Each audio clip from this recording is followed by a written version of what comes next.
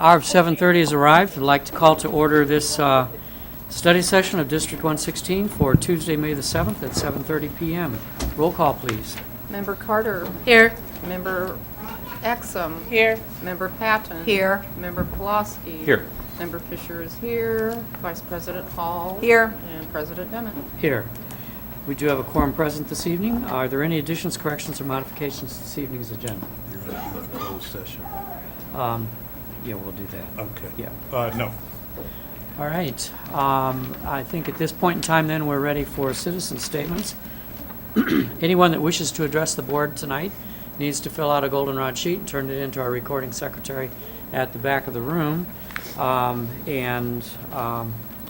we're waiting on, see if anyone wishes to step forward with that, I'd like to recognize Austin from UPTV tonight, who's running the cameras for us. I think the high school students are all busy studying for exams. So, thanks, yeah, Austin. sure. All right. It's not finals week, but AP exams, Yep. I should say, yes. We do have one tonight, which is Courtney Carruthers. So if you'd like to come forward and address the board.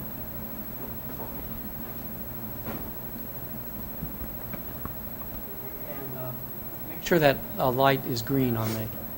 Yes. Got it. All right, thank you. Good evening. My name is Courtney Carruthers. I'm with the Church of Christ, and we also Dublin Street Church of Christ in Urbana. But we also host what is called a tutoring program by STEP, sharing thoughts on effective parenting - tutoring, every Saturday from 11 to 1 o'clock. And the purpose of the STEP tutoring is to have young men and young ladies that have been either suspended or expelled from school to continue their education, and other students that are needing some assistance with their education as well, their homework. As of now, we have an average of 25 students who show up every Saturday. The lowest we have is about 12. Most of the young men are coming out. The young men and young ladies are coming out of Urbana, and a few out of Champaign, the high school out of Champaign, and the middle school. We have seen tremendous academic growth with the children. The parents are heavily involved. What we are needing, however, is more of the schools to let the children know somehow or some form about the tutoring program, because we know it's imperative that they are able to get the assistance. We are also now at the point of assisting the children for their upcoming finals. So any suggestion we can get that will help get the children out for the assistance to be highly appreciative. And we thank you for, we thank God for the children that are coming, and we're also happy to see that they are improving in their academics. Okay, thank you. Thank you very much. Thank you. Anyone else wish to address the board this evening?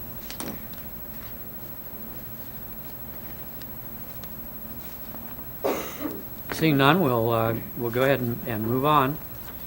We will have an exec session after tonight's meeting. There'll be no action following that. So we need a motion to approve the agenda.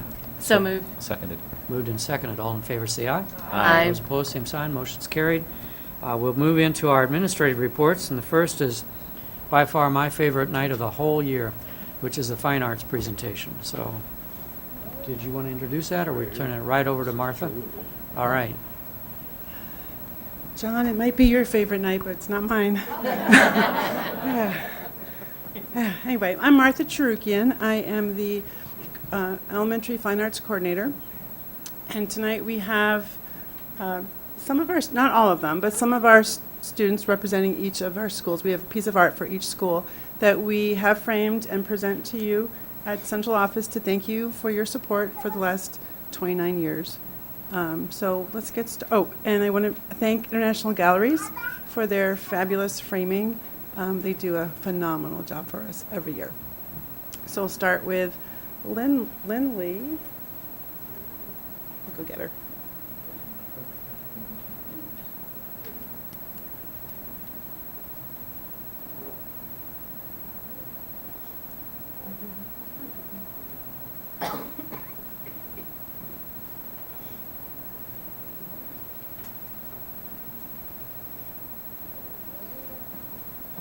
This is Lindley Cesafon. She is a first grader at Yankee Ridge, and she did a watercolor and crayon resist still life painting.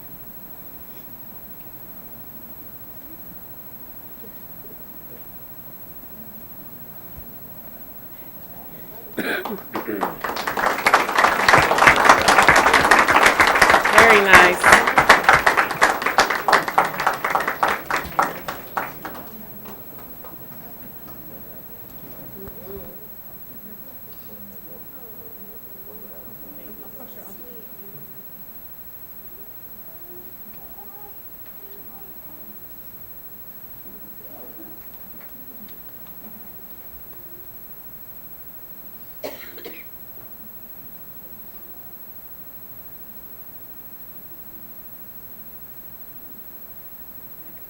Our next student is not here. This is third grader Talum Gibson Help, from Thomas Peen.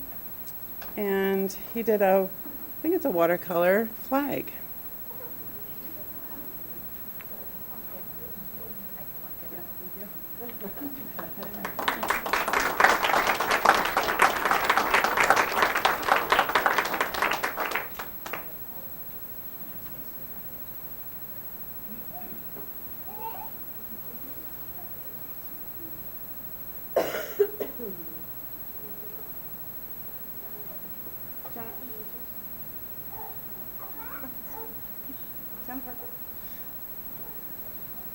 Okay. And this is our teacher from Wiley, Jennifer Vargo Hauser. She's going to introduce her student.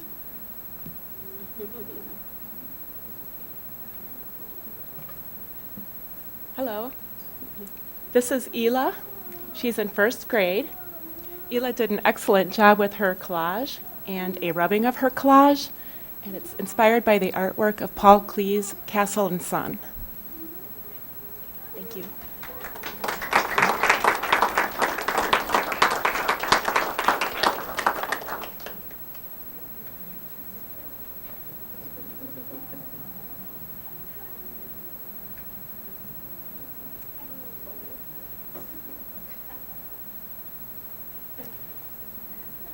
Our art teacher at Leal, Beth Satterthwaite, has been on leave. She's just got back from the Philippines, and her battery is dead after 6 months. Her car won't start. So, well, she didn't need it while she was in the Philippines. April Blacker is our music teacher at Leal, and she'll introduce the next student. Yes, not the art teacher, know nothing about visual arts. But our artist is not with us today. Fifth grader Eliana Lee, a lovely fifth grade student. We're lucky to have her. Created a value drawing. I'm told it's you're working from light to dark, and it helps in defining depth. This is what I'm told. I think it's lovely.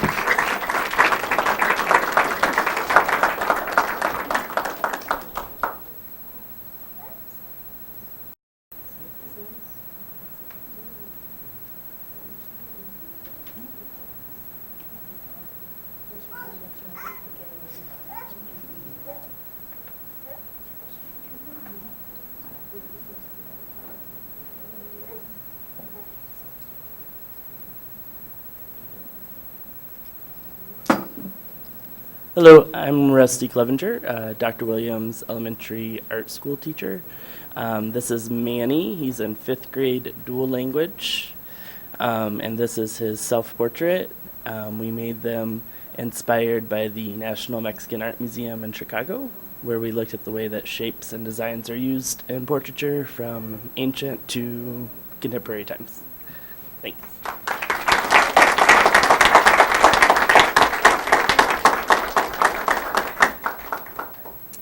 Okay, our King art teacher could not be here tonight. She's homesick.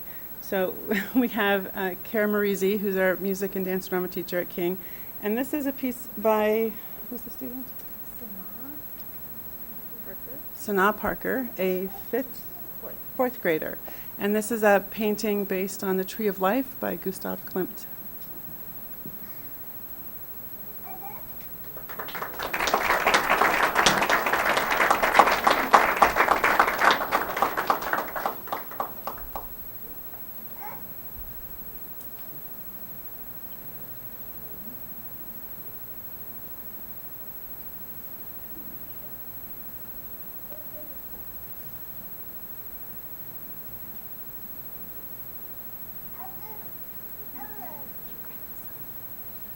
think I just turned it on.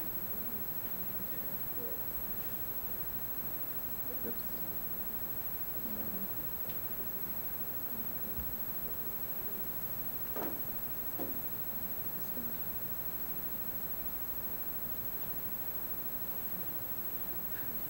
Okay, so this year we did something a little different and have a little movie to share with you. Lori's going to turn off the lights.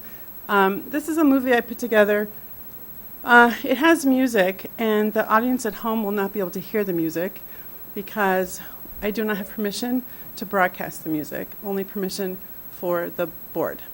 So we'll all get to hear it, but nobody else will. It's only about 2.5 minutes.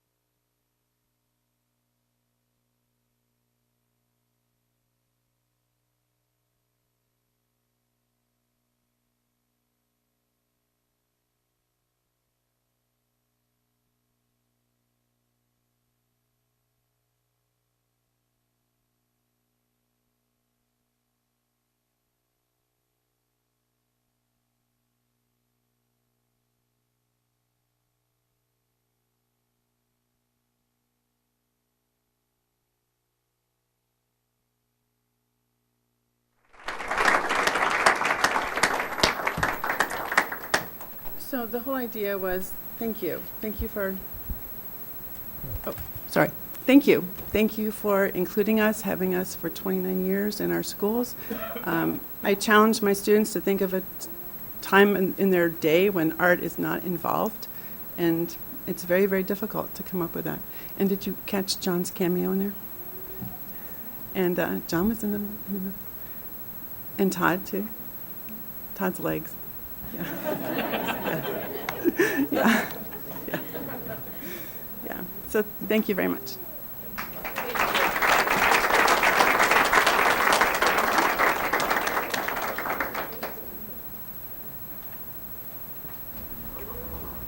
Thanks, Martha. Our next presentation tonight is the Urbana High School Youth Program. Jorge and Preston James. Jorge Elver.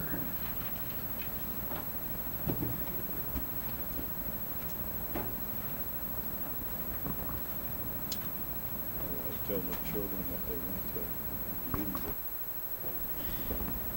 Yeah, if any of the kids need to get home, now would be a good time. We understand that hours go. So you're welcome to stay, but if you want to take off, you can.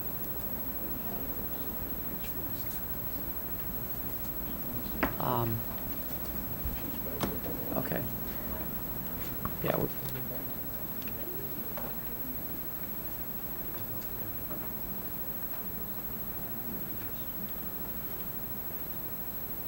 You ready? As Lori gets Oh, that light gotcha. off so we can see the screen.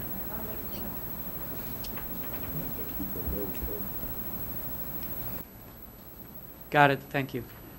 Good evening. Like he said in the introduction, my name is Preston James. I work for the City of Urbana. My title with the City of Urbana is a Community Relations Specialist. I work within the Human Relations Department. Prior police officer had to retire. And with me, I have Jorge Elvir. Most of you should know who he is, so I don't really need to give a bio on him. So what we're here today to speak to you all about is a pilot program that we would like to get implemented. Right now, we'll call it the Urbana High School Youth Program. The reason why I say right now is because if it is implemented, the young people that are involved will have the ability to title this program along with create a pledge and a logo for their program and take some ownership in it. So, but this program is modeled after a program that they have in Champaign called the Goal Getters. It is a collaborative program that has between the Unit 4 School District, the City of Champaign, and the Champaign County Community Coalition.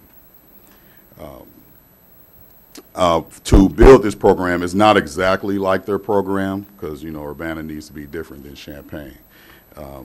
We're on the other side of the street, right? We've worked closely with the people in that program as well as the Urbana High School and Urbana Middle School administration. And I've had several meetings with Dr. Williams to make sure we weren't misstepping anywhere in this program. So with that said, the purpose of the program is to provide targeted support, training and guidance to some of our more challenged students within USD 116. Program objectives, the program will provide behavior guidance, mentorship, social and emotional learning opportunities, family-focused activities, and a positive community experience. With that is being out in the community and getting to know the community, doing different chores. We're still working on some of the activities that will occur outside of, as far as the volunteering. And the program, you know, sponsors, like I said, between the City of Urbana, District 116, and the Community Coalition, if we were to implement it. Jorge going to speak about the participants. So good evening to the board and everybody that's in attendance. As far as the participants, we worked with the middle school administrator for the 8th grade and of course with the administration at the high school to identify some of our most challenging students, 8th graders coming into freshman year and the freshman students that were struggling this year. We identified a total of 30 students all around from both schools, 15 and 15. Out of those 30, we're going to pick 12 to work with in the summertime, but all 30 will be part of the year-long program. Part of it is only during the summer. We're going to be doing some intense work with those individuals because those will be our most at-risk youth. We'll have some guest speakers that come in and work with them, and we have a curriculum that Preston will go over pretty soon. But that being said, after identifying the students and getting all the checks that we need from every participant, every sponsor, then we have to communicate with the families, get permission. So we have permission slips from the families. We also have contracts that the families need to sign and the students need to sign because this is also a program where students can actually make some money during the summer as well, based on their attendance and their participation in the program. If they participate the whole summer, which would be 16 weeks, twice a week, they'll get a total of $500. At the midpoint, they'll get $250. And, you know, there's some stipulations in there in case of emergencies, we can prorate that situation. 8 weeks, I'm sorry. 16 meetings, Yes. 16 meetings, 8 weeks. From there on, I'm passing it on to Preston here, I think, that he's Go gonna. to the next slide. So the proposed launch date, if approved, we want to have a kickoff barbecue family gathering with the participants and their families, along with the facilitators and the coordinators and other staff on June 1st. My understanding, the last day of school right now is May 30th for our district over here. The formal start date, as far as the sessions, would kick off on the 4th of June. And that week, normally it would be a Tuesday and a Thursday from 5:30 to 8 p.m. in the evening. Well, p.m. is evening. But that week would be a Tuesday, Wednesday, because we're going to do contracts and work on finishing up the pledge and getting the name for the group and set the expectations, you know, that first initial setting. And then the next one would be, we'll jump right into a trauma assessment to let them know that, look, a lot of the actions that you're displaying are coming from some form of trauma. You know, it's okay to acknowledge that trauma has affected your life and how it may have impacted your life, to kind of set the stage for the rest of the summer and the rest of the information that we're going to try to instill within these young men. Let's see where we're at. So like Jorge said, it would be 16 sessions. That's actual sessions within that time frame. We will have additional sessions, which would be like volunteer work, midnight basketball, reading to kids younger than to them at the Urbana Connections, which is a facility that we have an agreement with to use during that time. Let me see. And like he spoke a little bit about the summer and that it will continue on through the school year, and that will be once a month during the school year in the evening, and then a couple times during the month during their lunch hour to kind of go over some of the things that we've tried to reinforce during the summer with these young people.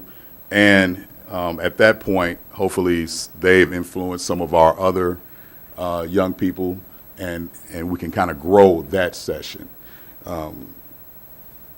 So what the things that we're going to need is we're definitely going to need, and we've been working on, buy-in, you know, from the district administration, buy-in from the school administration, as well as the teachers, counselors, SIs, SIAs, with all these acronyms that are in our school system now.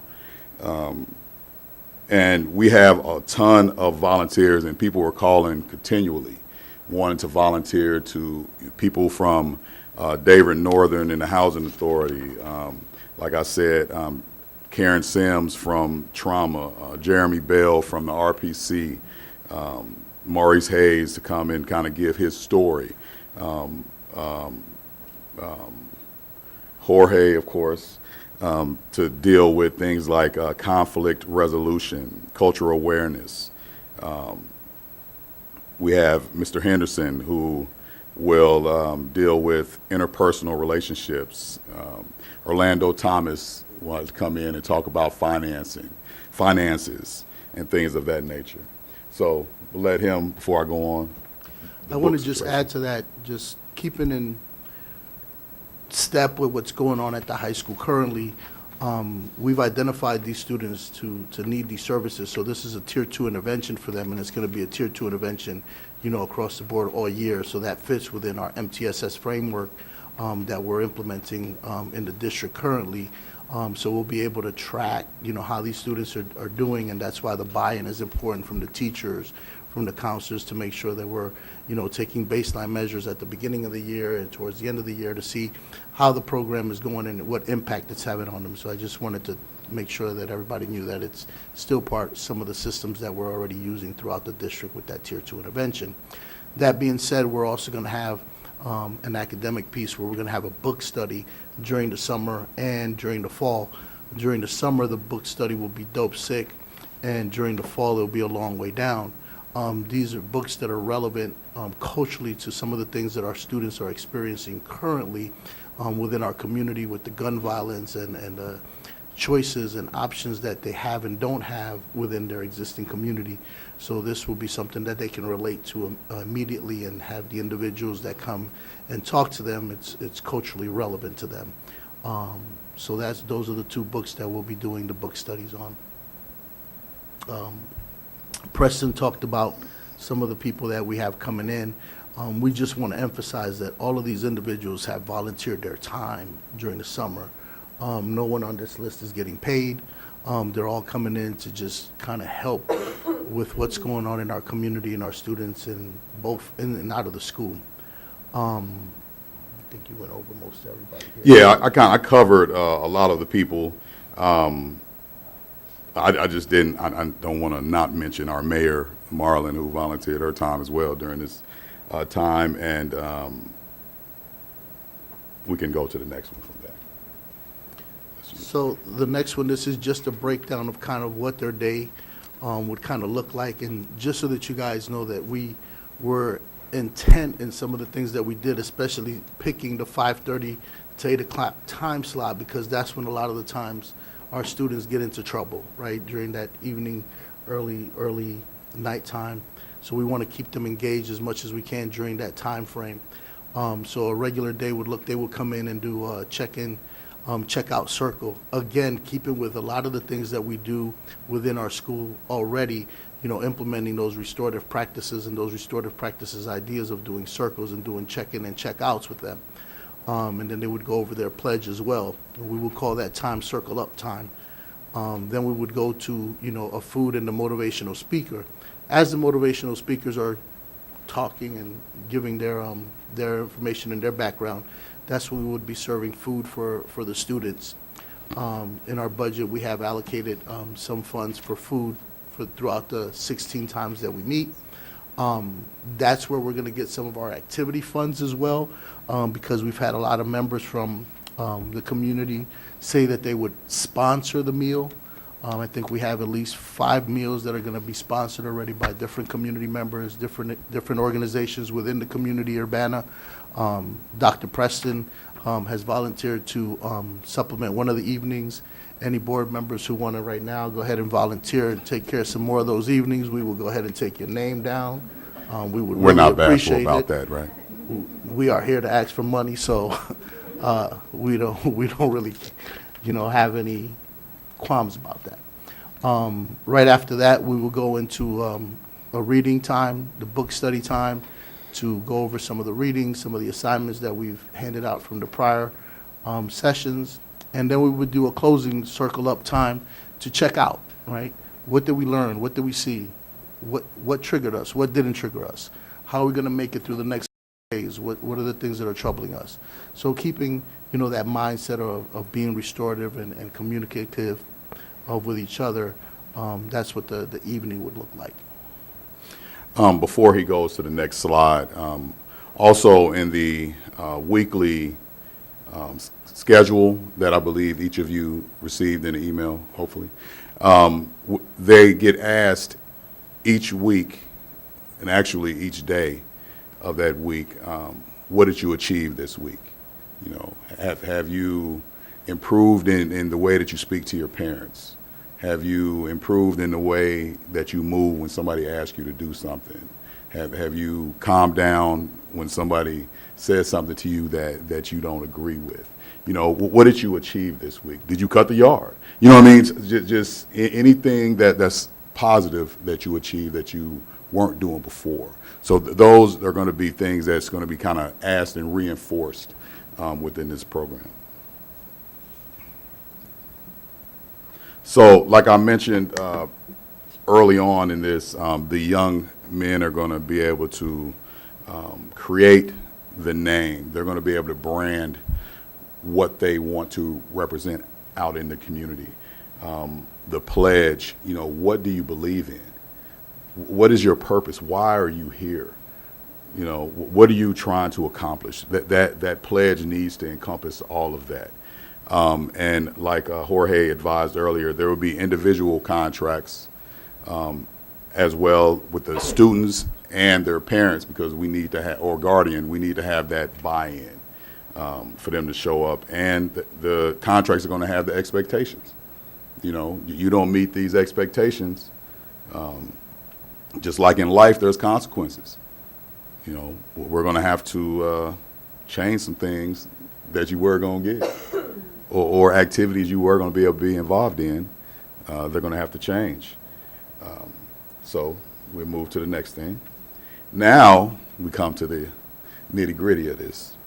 So to get this program going and have everything to run the way that is it planned, it's going to cost us $10,002. That includes the summer with the food, supplies, stipends, rental of the space, the field trips, whether it be to midnight basketball, because we're going to have to find a way to make sure they get there and safely and under guidance, or the Chicago Museum.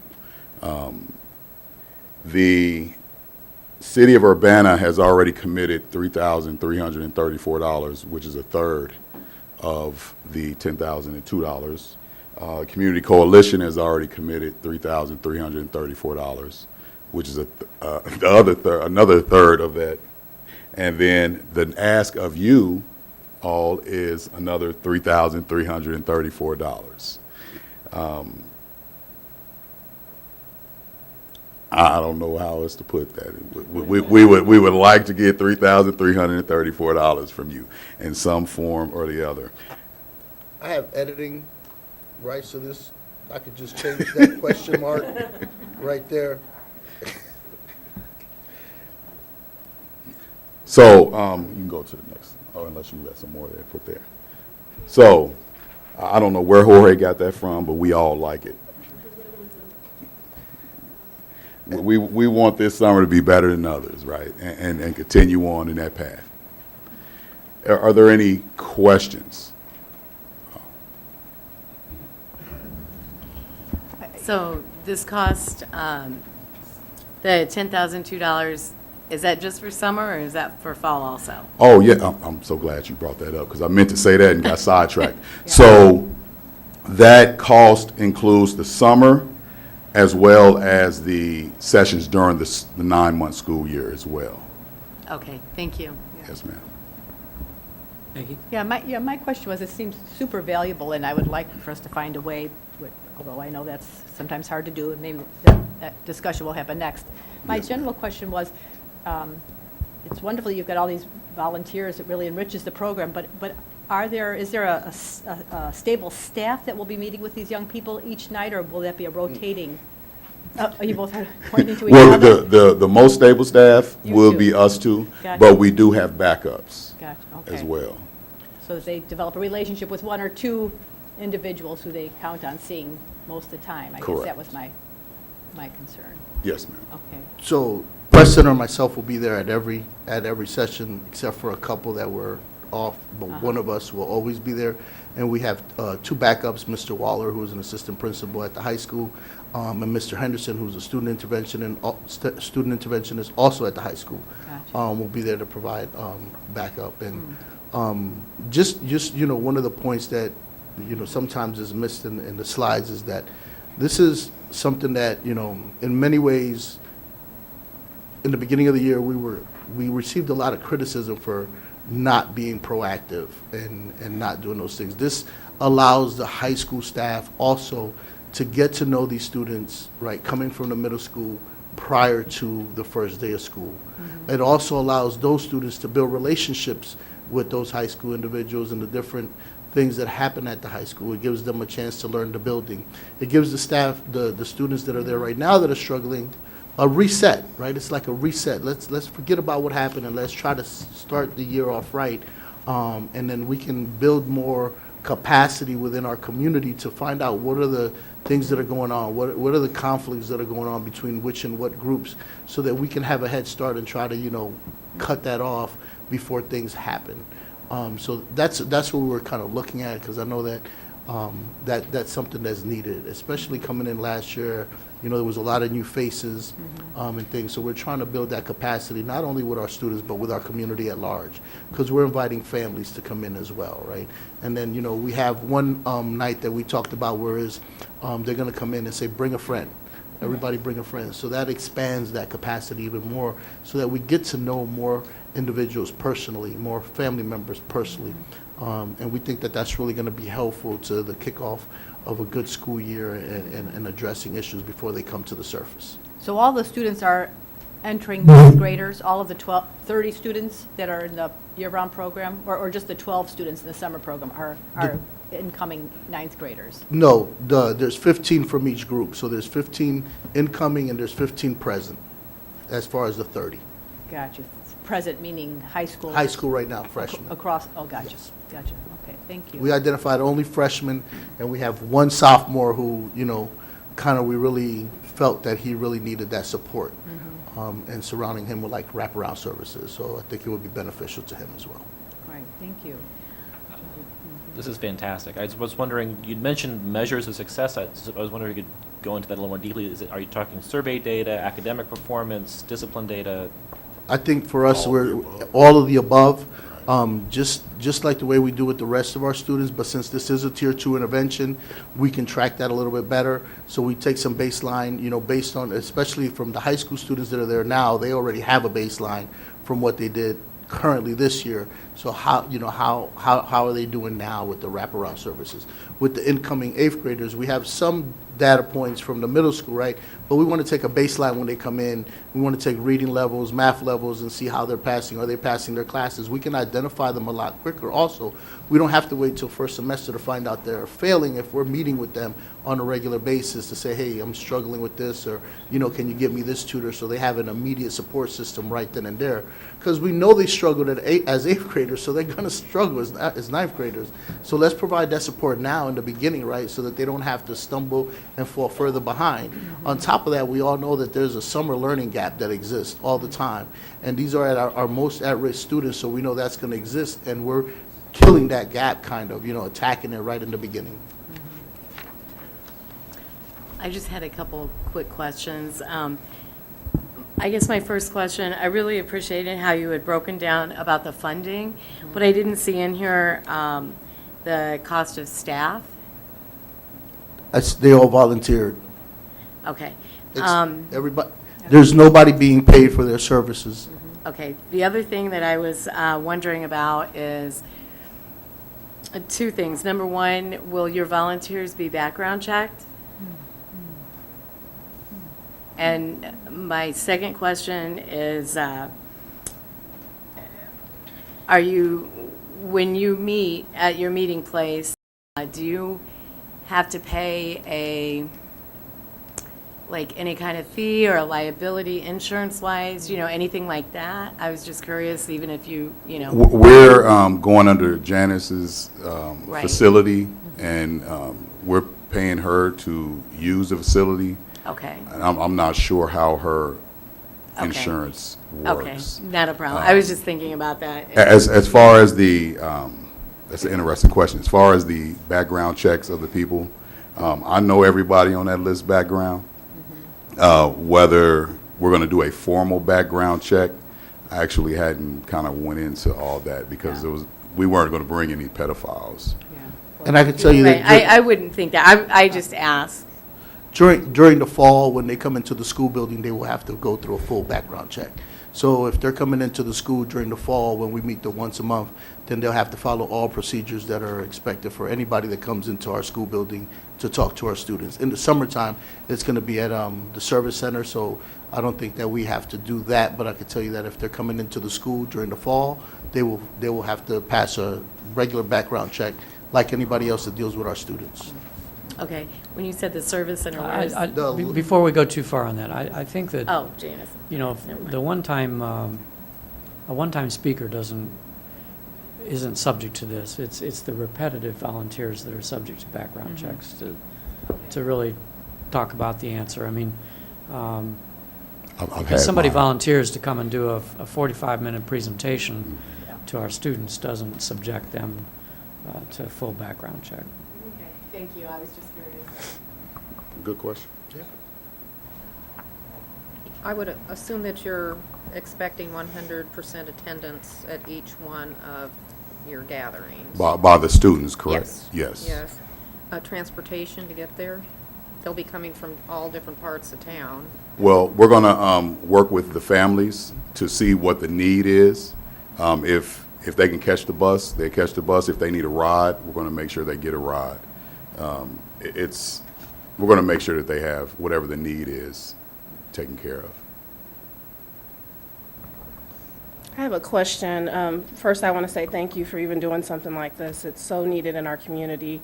The $500 stipend, is there any, where did that number come from? Is it broken down some kind of way, or did you just kind of think this is a good number we should give? Well, the actual number, like kind of previously at the beginning, I said it was modeled after Champaign. Okay. And that's they had a it. $600 stipend. Okay. For the Champaign same has a length? little bit more money than we do. Okay. So they. Same length of program? Yeah, for- same length, okay. exact, like the model, the structure of the 8-week summer program, twice a week. This presenter's coming in, which I've kind of been involved in that one for the past year, but more as a mentor side. That was their structure, and we took that model and made it our own. Okay. So, $500, $100 less than what they had. And we also have less students that we're targeting than they did initially. Okay. So yeah, that's where it came from. We just. Okay. I was trying to figure the math and thought $12.50 is incredibly good for a 13 or 14-year-old. Right. And wondered if you'd considered maybe 400 so that you could capture 15 kids instead of 12. So I don't know if that was a thought, or if you think that's too low and it's not attractive, but you could probably get a few more kids with $10 an hour versus $12.50, which should still. It was more capacity as well. Okay, so 12's kind of your with, limit. Well, with 2 people initially, that's going to be there for sure, and then we have backups. I didn't want to, and this is me and my administration did not want to go into a situation where it's popping the seams before we even get the pants sewn. So that 12 number was a reasonable A little more ideal. number, having them Okay. all in one place. Because thinking about it, these are our more challenged youth, all in one place. I understand. So The other question, I just wondered if you checked into the summer food program. I think that's offered at the Neighborhood Connection Center as maybe to help you offset some of those meals. I think all of our Urbana students would qualify to receive free meals there at that dinner time. So if you haven't checked into that, you might want to check with Janice. Not that they don't love the other good meals and pizza and things like that, but if you're struggling to get somebody or something for all of those 16 weeks, you may be able to get those free through that program. appreciate that info. That's all. That Thank was you. good. And if this is your budget actually for 12 months, because it's running from June 1st this year till June 1st next year. Right. I think if we detail the budget a little bit better and work with Carol a little bit on this, there might be some real creative ways for us to take care of this budget. First off, great initiative. I'm happy we've got it here. People have said, it's going on in Champaign, why isn't it going on here? So I'm glad to see that we've taken the steps to try to get it going on this side of Wright Street. I think there might be some creative ways to get this budget filled up For instance, there's creative ways to talk about your donated, if people are willing to underwrite a meal, is that part of the $10,000? When we set the budget, we Yeah. didn't have people volunteering money. So that can go towards the additional field trips as well to the museums and more of the educational I think things. seeing that will help us Absolutely. better understand what we're doing. And I want to echo Tori's point that if our food vendor, since we're a community-based food, that's a real creative way to defer maybe a chunk of that $3,000 that's needed for food, and then have money available to use elsewhere. That's all I encourage, is working with our budget people on this side to rather than just taking 10,000 and dividing it by 3. If we really take a look at what your needs are, and if it's 10,000, that's great. If it's 11,000, we need to know that now, as opposed to finding out next October, and get it set up. But on the other hand, you've done this without a lot of red tape. I sure don't want to bury this thing in red tape to the point where you can't be effective, and can't do what you need to do. So thanks, Janice, for helping out and providing a space for it that's considered neutral, and it's not inside the schools. I understand why, so it might. This has great promise, and so I hope that we can come back a year from now and say, look what we've been able to get accomplished. I think to keep us focused, I think the ask is for the next board meeting, which is the Got you. 21st. Because if you're trying to kick this off on June 1st, then I think you've already spoken to the city, maybe it was last night possibly? Correct. Okay, and so, Coalition tomorrow as well. okay, and so you really need to firm up the ask and what the board or the district is willing to do by that May 21st board meeting, which is the business meeting. So if you have any additional questions, I think both Mr. Alvear and Mr. James could probably give their contact information to Lori or someone so that you can contact them with additional questions. When it comes to the Urbana Neighborhood Connection Center, I think with their food program, that's not affiliated with the schools. She did that all on her own through that process, so you would need to speak with Ms. Mitchell as it relates to that. The school district has programs throughout. I think we ran one. Where was it at, Carol? Can you help me here? Get your mic. We have 4 sites. 4 It's sites? at all of our schools that are having summer programs. Right. So just to clarify on that whole food piece, because that's something she's went out and really done on her own. So you certainly can ask about it, but I know that she definitely has plans for it already, and it's usually earlier in the day. But again, that's something you can certainly ask about. So you'll need to have something by May 21st. Understood. And The sooner the better, just to give the board an understanding, because we have not reached out to the parents yet. We've identified students, so we have to have that time to reach out to the parents, get those contract signs, and explain to them what's going on. So that's the only reason that we're saying, the sooner the better. I think you're presenting it to us, so we'll be ready to have action on the 21st. And for other reasons, we've had an outpouring of community support saying, what can we do, what can we do, what can we do? Helping make this thing happen, looking at people that have really organized those people around that request. This is perhaps an opportunity for the folks that have asked what they can do. This is a place where maybe stepping up and helping out could make a big difference. Any other questions for tonight? Thank you. Thank And you. encourage you to work with Carol to make sure that we've got a good, solid proposal that doesn't raise it.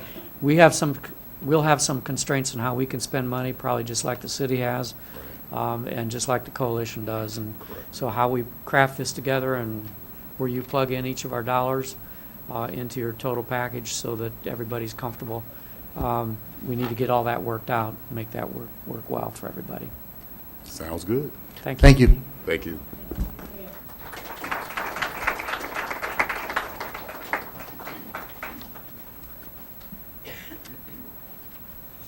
We have a very brief report on our superintendent search update. Would you like me to provide that? Yes, Yeah. Peggy. Yeah. We completed the interview process of the top 3 candidates for superintendent last week. There was information in the paper, so you probably read something about that, and certainly appreciated the input that we received during that part of the process from parents and community members and teachers and administrators who were part of that last round interview process. We hope to make our announcement in the coming days about who has been selected for superintendent. Next week starts the first round of interviews for the 2 assistant superintendent positions, and our interim superintendent, Dr. Williams, as well as the newly appointed superintendent, will review, interview, and hire the candidates for those 2 executive positions. So it's an exciting time in USD 116. So watch your media and school website and where you get your information. But hopefully in the next couple of days, we'll know who our new superintendent is. All right, thank you. Next up on our agenda is communications, and we, there was one at my place, which is just a notice from the city that a home that's fairly close to our secondary campus has a zoning variance hearing. So if anyone's interested, I'll let you know about it. All right. Study topics this evening is our secondary building plan update. So are we starting with Joe? Is that the order that's?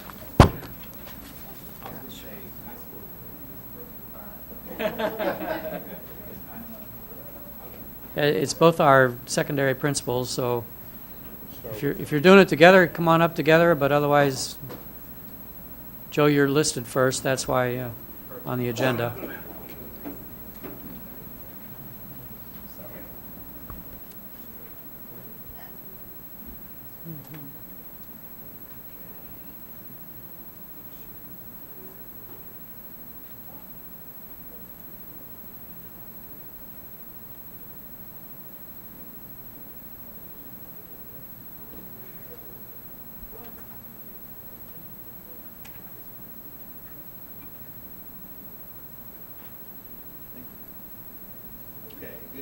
Good evening. Okay, good evening. Good evening. I first want to apologize. I've noticed a couple typos on this presentation, and I hate when that happens. But it was a Google slide, and several people had eyes on them, and so I'm going to blame it on someone else and not me. No, it was probably me in my late nights. So thank you for the opportunity to present tonight. As we will see, starting on this next slide, if I can get it to work here.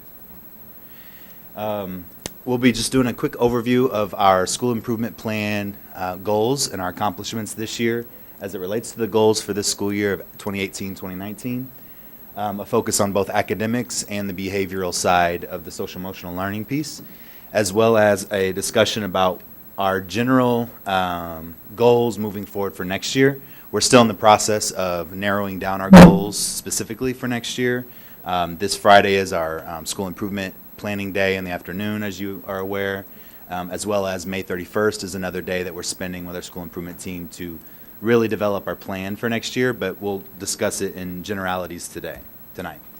So a little bit about the school report card that from 2017-18 that led to our school improvement plan for this year and our work in the middle of the school year with the state and the Illinois Empower School Improvement Funds and that whole process there's a lot of information that I could present, but I'm going to consolidate and just give you broad strokes tonight.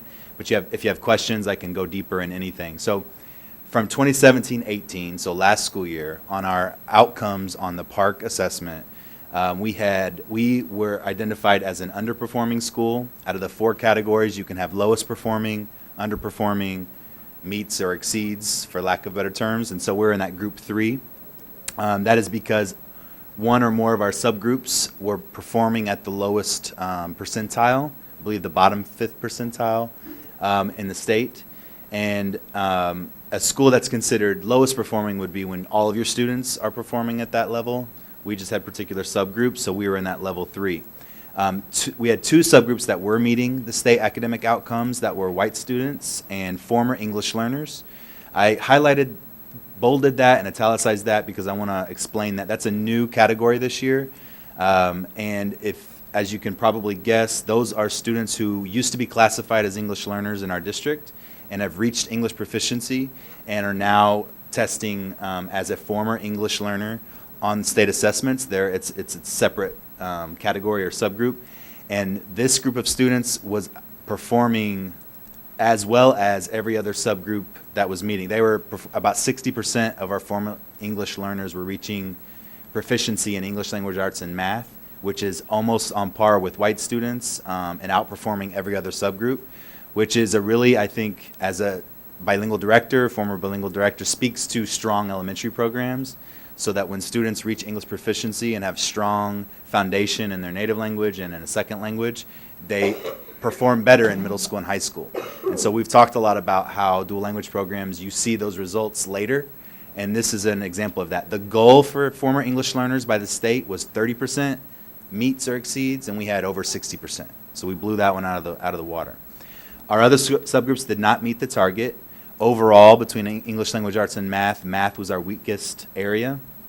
That's why we focused our academic goal this year on math, and we'll get into that in a moment.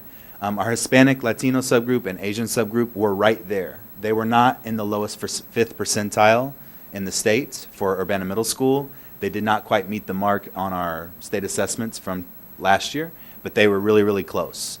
Our other student subgroups, black students, students with IEPs, students from low-income backgrounds, and multiracial students were the 4 designated groups of students that generated the requirement for the school improvement initiatives through the state. So I can go much more specific into that if you have questions as we go. So because math was our weakest area as a school from last year, we focused on math skills, student engagement in math class, improving our consistency of our curriculum and instruction, and our assessment practices and outcomes. So as you may recall, this year we adopted a brand new math curriculum at Urbana Middle School called Ready Math through Curriculum Associates. And it has been a work in progress like any new curriculum or new rollout. But we're seeing really great strides and great benefits from this new curriculum. We adopted the Ready Math curriculum, as I said. We've had weekly department meetings to collaborate and plan for ongoing implementation of Ready Math and the iReady component, which is the online feature, really focusing on culturally responsive teaching practices across classrooms. What's really nice about this new curriculum and program is the assessment and intervention features that come with it. So we have online diagnostic tools now that we can use for assessments in the fall, winter, and spring that are directly tied to our curriculum, thus allowing us to create more effective intervention groups in math for Tier 2 and Tier 3 interventions, as well as monitoring our progress with math achievement.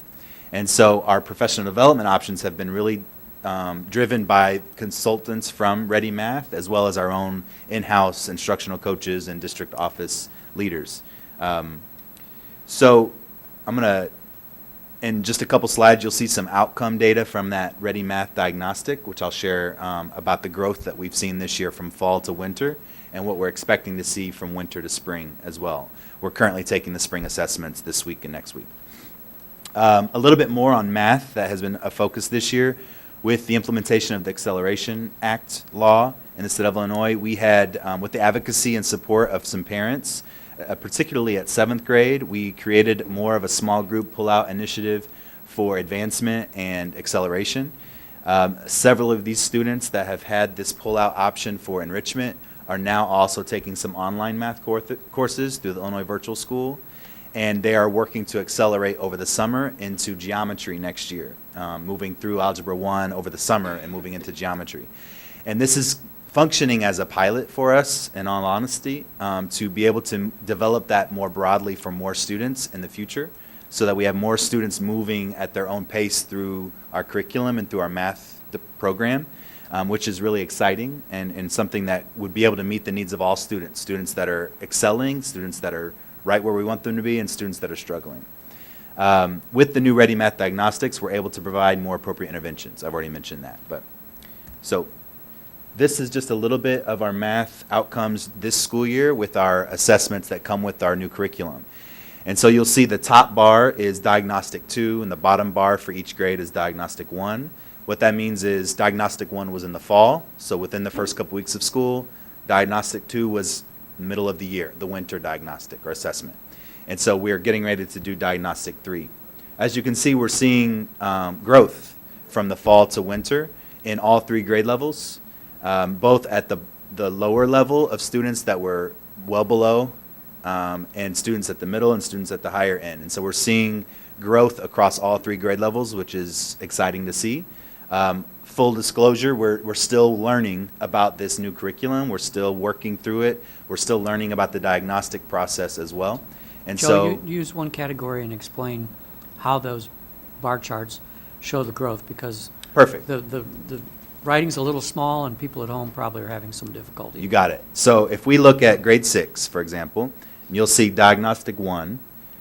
All the way to the right, you'll see that there's that red bar. That represents 62% of 6th graders that were below 6th grade level in 6th grade. We had several students that were performing at the 2nd or 3rd grade level when they came into 6th grade in the fall in math. So when that, and then I'll continue, 23% were right within the range of, within a year approximately of 6th grade level, right below the meets expectations. And then the green is 14%. 14% of our students were at the grade level meeting standards at the beginning of grade level or beyond. And so then you'll see, if you look up to Diagnostic 2, you'll see that the percentage of students well below grade level went down to 54%, and the numbers continued to grow at approaching and grow at meeting or exceeding. Does that make sense? So you can look at that at all 3 grades, that we're seeing growth from our students across the 3 grade levels. And we're hoping, of course, to see even a greater percentage in green with Diagnostic 3, which is right now, and a fewer number of students, fewer percentage in the red. Okay. So that's about academics thus far for this year. So I'm going to just pause and see if you have specific questions about math this year. And if you have questions about other subject areas, definitely we'll take that. Well, one question I have is there, at this point, a quick question for Jean, actually, is there fidelity with regards to 5th grade instruction, helping to kind of lead in so that we don't have, half of our kids coming in at low expectations? Well, with anything, there are students who are on level or right where they're supposed to be, and students who are still struggling. But both programs at the elementary level and at the middle school level are solidly aligned with all of the standards. So when we looked at the Ed Reports reviews of all of the math curriculum out there, the 2 programs that we're using at the Eureka Math at the elementary school and Ready Math at the middle school are solidly aligned with all the content standards and the major focus of each grade. So once students progress through, we should see fewer students who are coming in performing well below standards. And when Joe says they're performing at a 2nd or 3rd grade level, that means that they have a secure mastery of the content for that grade level, not necessarily for the content at other grade levels. So it's a little fuzzy when we talk about them performing on grade level. What I would rather say is that they have solid grasp and can independently apply content from that's specific to a grade level. That helps a lot. Thank you. Hey, Joe, I have a question too. Yes. For the the pilot program that you're doing. Yes. How big is that group of students, and is there any diversity? What's your diversity like? And then how were the students selected? So this, let me go back to that slide. Oh, I passed it. The small pullout group, the pullout groups happen at all the grade levels, and it ranges from within each class from 5 to as many as 10. Okay. The specific group of online students that are taking the online options this summer are from 7th grade within the pre-algebra sections, and it's right at 10 number of students who have requested it. In terms of student demographics, it is a mixed group of students socioeconomically. Outside of that, it's pretty homogeneous in terms of race and other areas of background. And so what my goal would be moving forward is that learning this year about how the process is working for online learning to expanding that at all 3 grade levels moving into next year, especially for summer options. Okay. We have a couple families that have requested like tuition assistance as it mirrors whether or not they qualify for free or reduced lunch. And so we do have some students taking advantage of that. So Okay. How expensive is that for? it's $225 per class, $250 per class. Thank you. Okay. And then one more question.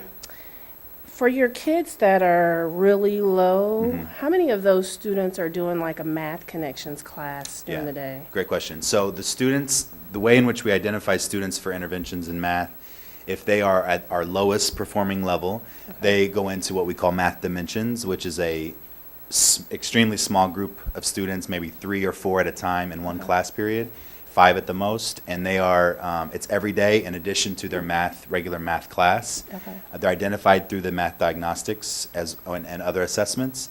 And students that are more in the orange level here, or the yellow level, are in the math connections. So we consider math connections a tier 2 math intervention, and math dimensions is considered a tier 3. And do students have a choice at all in that, or do you It's- pretty much just put them in there? It's pretty much, Okay, that's a yeah, good you thing. have I to make just sure, wondered if- parents have to say, absolutely not, I do not want it, and we Okay. need to sit down and meet and talk about that Okay. before we not have them in there. Okay, So, good. Yep, Thank you. you're welcome. I appreciate the fact that you're trying some new approaches to differentiate so that we're addressing both the more challenging students as well as the students that are succeeding well, so that when they hit high school, they're ready to really make a difference in their projected path in math. And that all students are challenged. Yeah, thank you. One of my goals is, and I've talked a lot with our math department about this, is really trying it to move forward in math first before other subjects. Not first, but it aligns a little bit more easily to more individualized pathways in math and students moving at their own pace, with a bare minimum of how you should move through the curriculum as it's laid out. I really want to avoid going into multiple levels and tracks, but I want to provide more flexible options for students to move through curriculum at their pace. And that's competency-based learning opportunities, flexible learning environments. I would love to reach that point at the middle school in multiple subject areas so that you can meet the needs of students at every level. And it helps prepare them to moving into, so students that are on the go and they want to keep going and move quicker, you can. Students that need more time and they need more intervention and they need more support, we still have that in place for you as well. Instead of being very rigid and locked into classes that are required for a specific length of time. Will If that this makes help sense. with the gatekeeper role that algebra plays so deeply with? Yeah, I believe it would get more students into algebra sooner and or more effectively. So students, potentially some students might be beyond algebra when they're in 8th grade. And so then you could free up more spots, right, and more opportunity, time and resources for students that traditionally weren't making it to Algebra 1 in 8th grade. Now you have more flexibility to do that, the way I envision it in the future. Thank you. Okay, so moving into behavior/social emotional learning. Of course, through our restructuring, we had a huge focus on our system of discipline, our system of social emotional learning, and multi-tiered system of supports. Our main goal that we had in relation to that was really developing a stronger sense of student safety, student belonging, student engagement, and the ability for students to manage their emotions and behaviors effectively, right? So we went through and we had action items and steps back in the summer and fall that we wanted to accomplish. And then just last week, our school improvement team went through and just kind of rated what we felt based on where we're at as a school and the feedback from our colleagues. And we're going to continue to do this process this week. We did it yesterday in one of our PD sessions, and on Friday, is to just get a sense of where we're at and what we need to focus on moving into next year. So we rated it from 1 being poor to 4 being excellent, and obviously everything in between of where we were at. So in terms of increasing and systematizing a more proactive and equity-focused multi-tiered system of supports, we thought we did a good job hiring staff members. We hired in lots of new people, lots of new roles through the reworking of our system, which was excellent. We brought in a lot of new people with mental health backgrounds and strong, counseling or social work backgrounds, which has been really, really wonderful for our school. Really developing stakeholders, being able to identify the roles of each member of the support team. It's work in progress that we need to continue to develop. Really establishing those tier 2 and tier 3 interventions. We thought we did a pretty good job. There's a couple slides coming up about that, but in regards to increasing students receiving supports and decreasing the number of repeat issues, we've had over 355 restorative circles done this year that have been documented, including over 700 students sitting down and resolving conflicts with each other with a restorative practices facilitator or another staff member. These are tier 2 interventions, right? These are when conflicts are arising or something's about to happen or something has happened. So if 2 students have an issue and they have a conflict and they fought, they receive a consequence and they are to sit down and work out their issue in a circle, right? So it's both. So you can see kind of the breakdown of numbers of how many students are participating in that.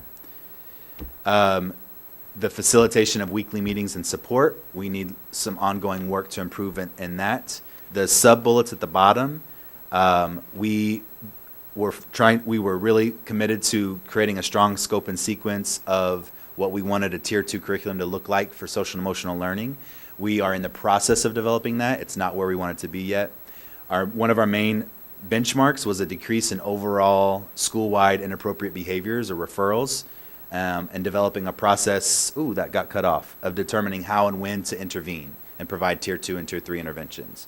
So I've got a little bit more information on that.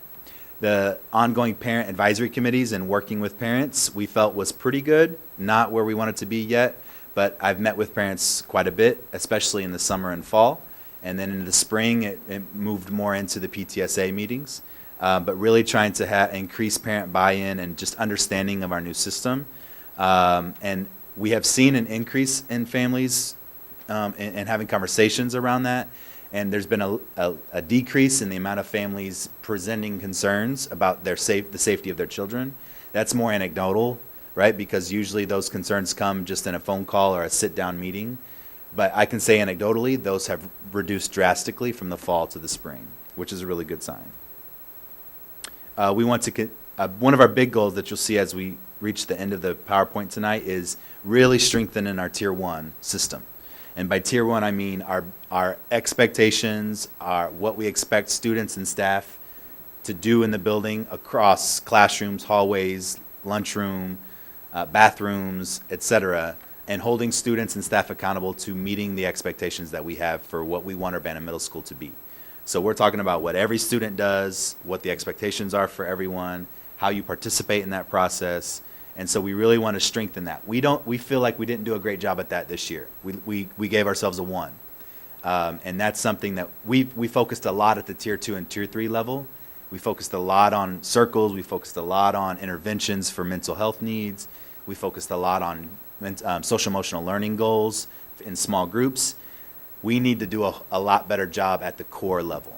Every single student, every single classroom. We think we will see lots of benefit from that next year.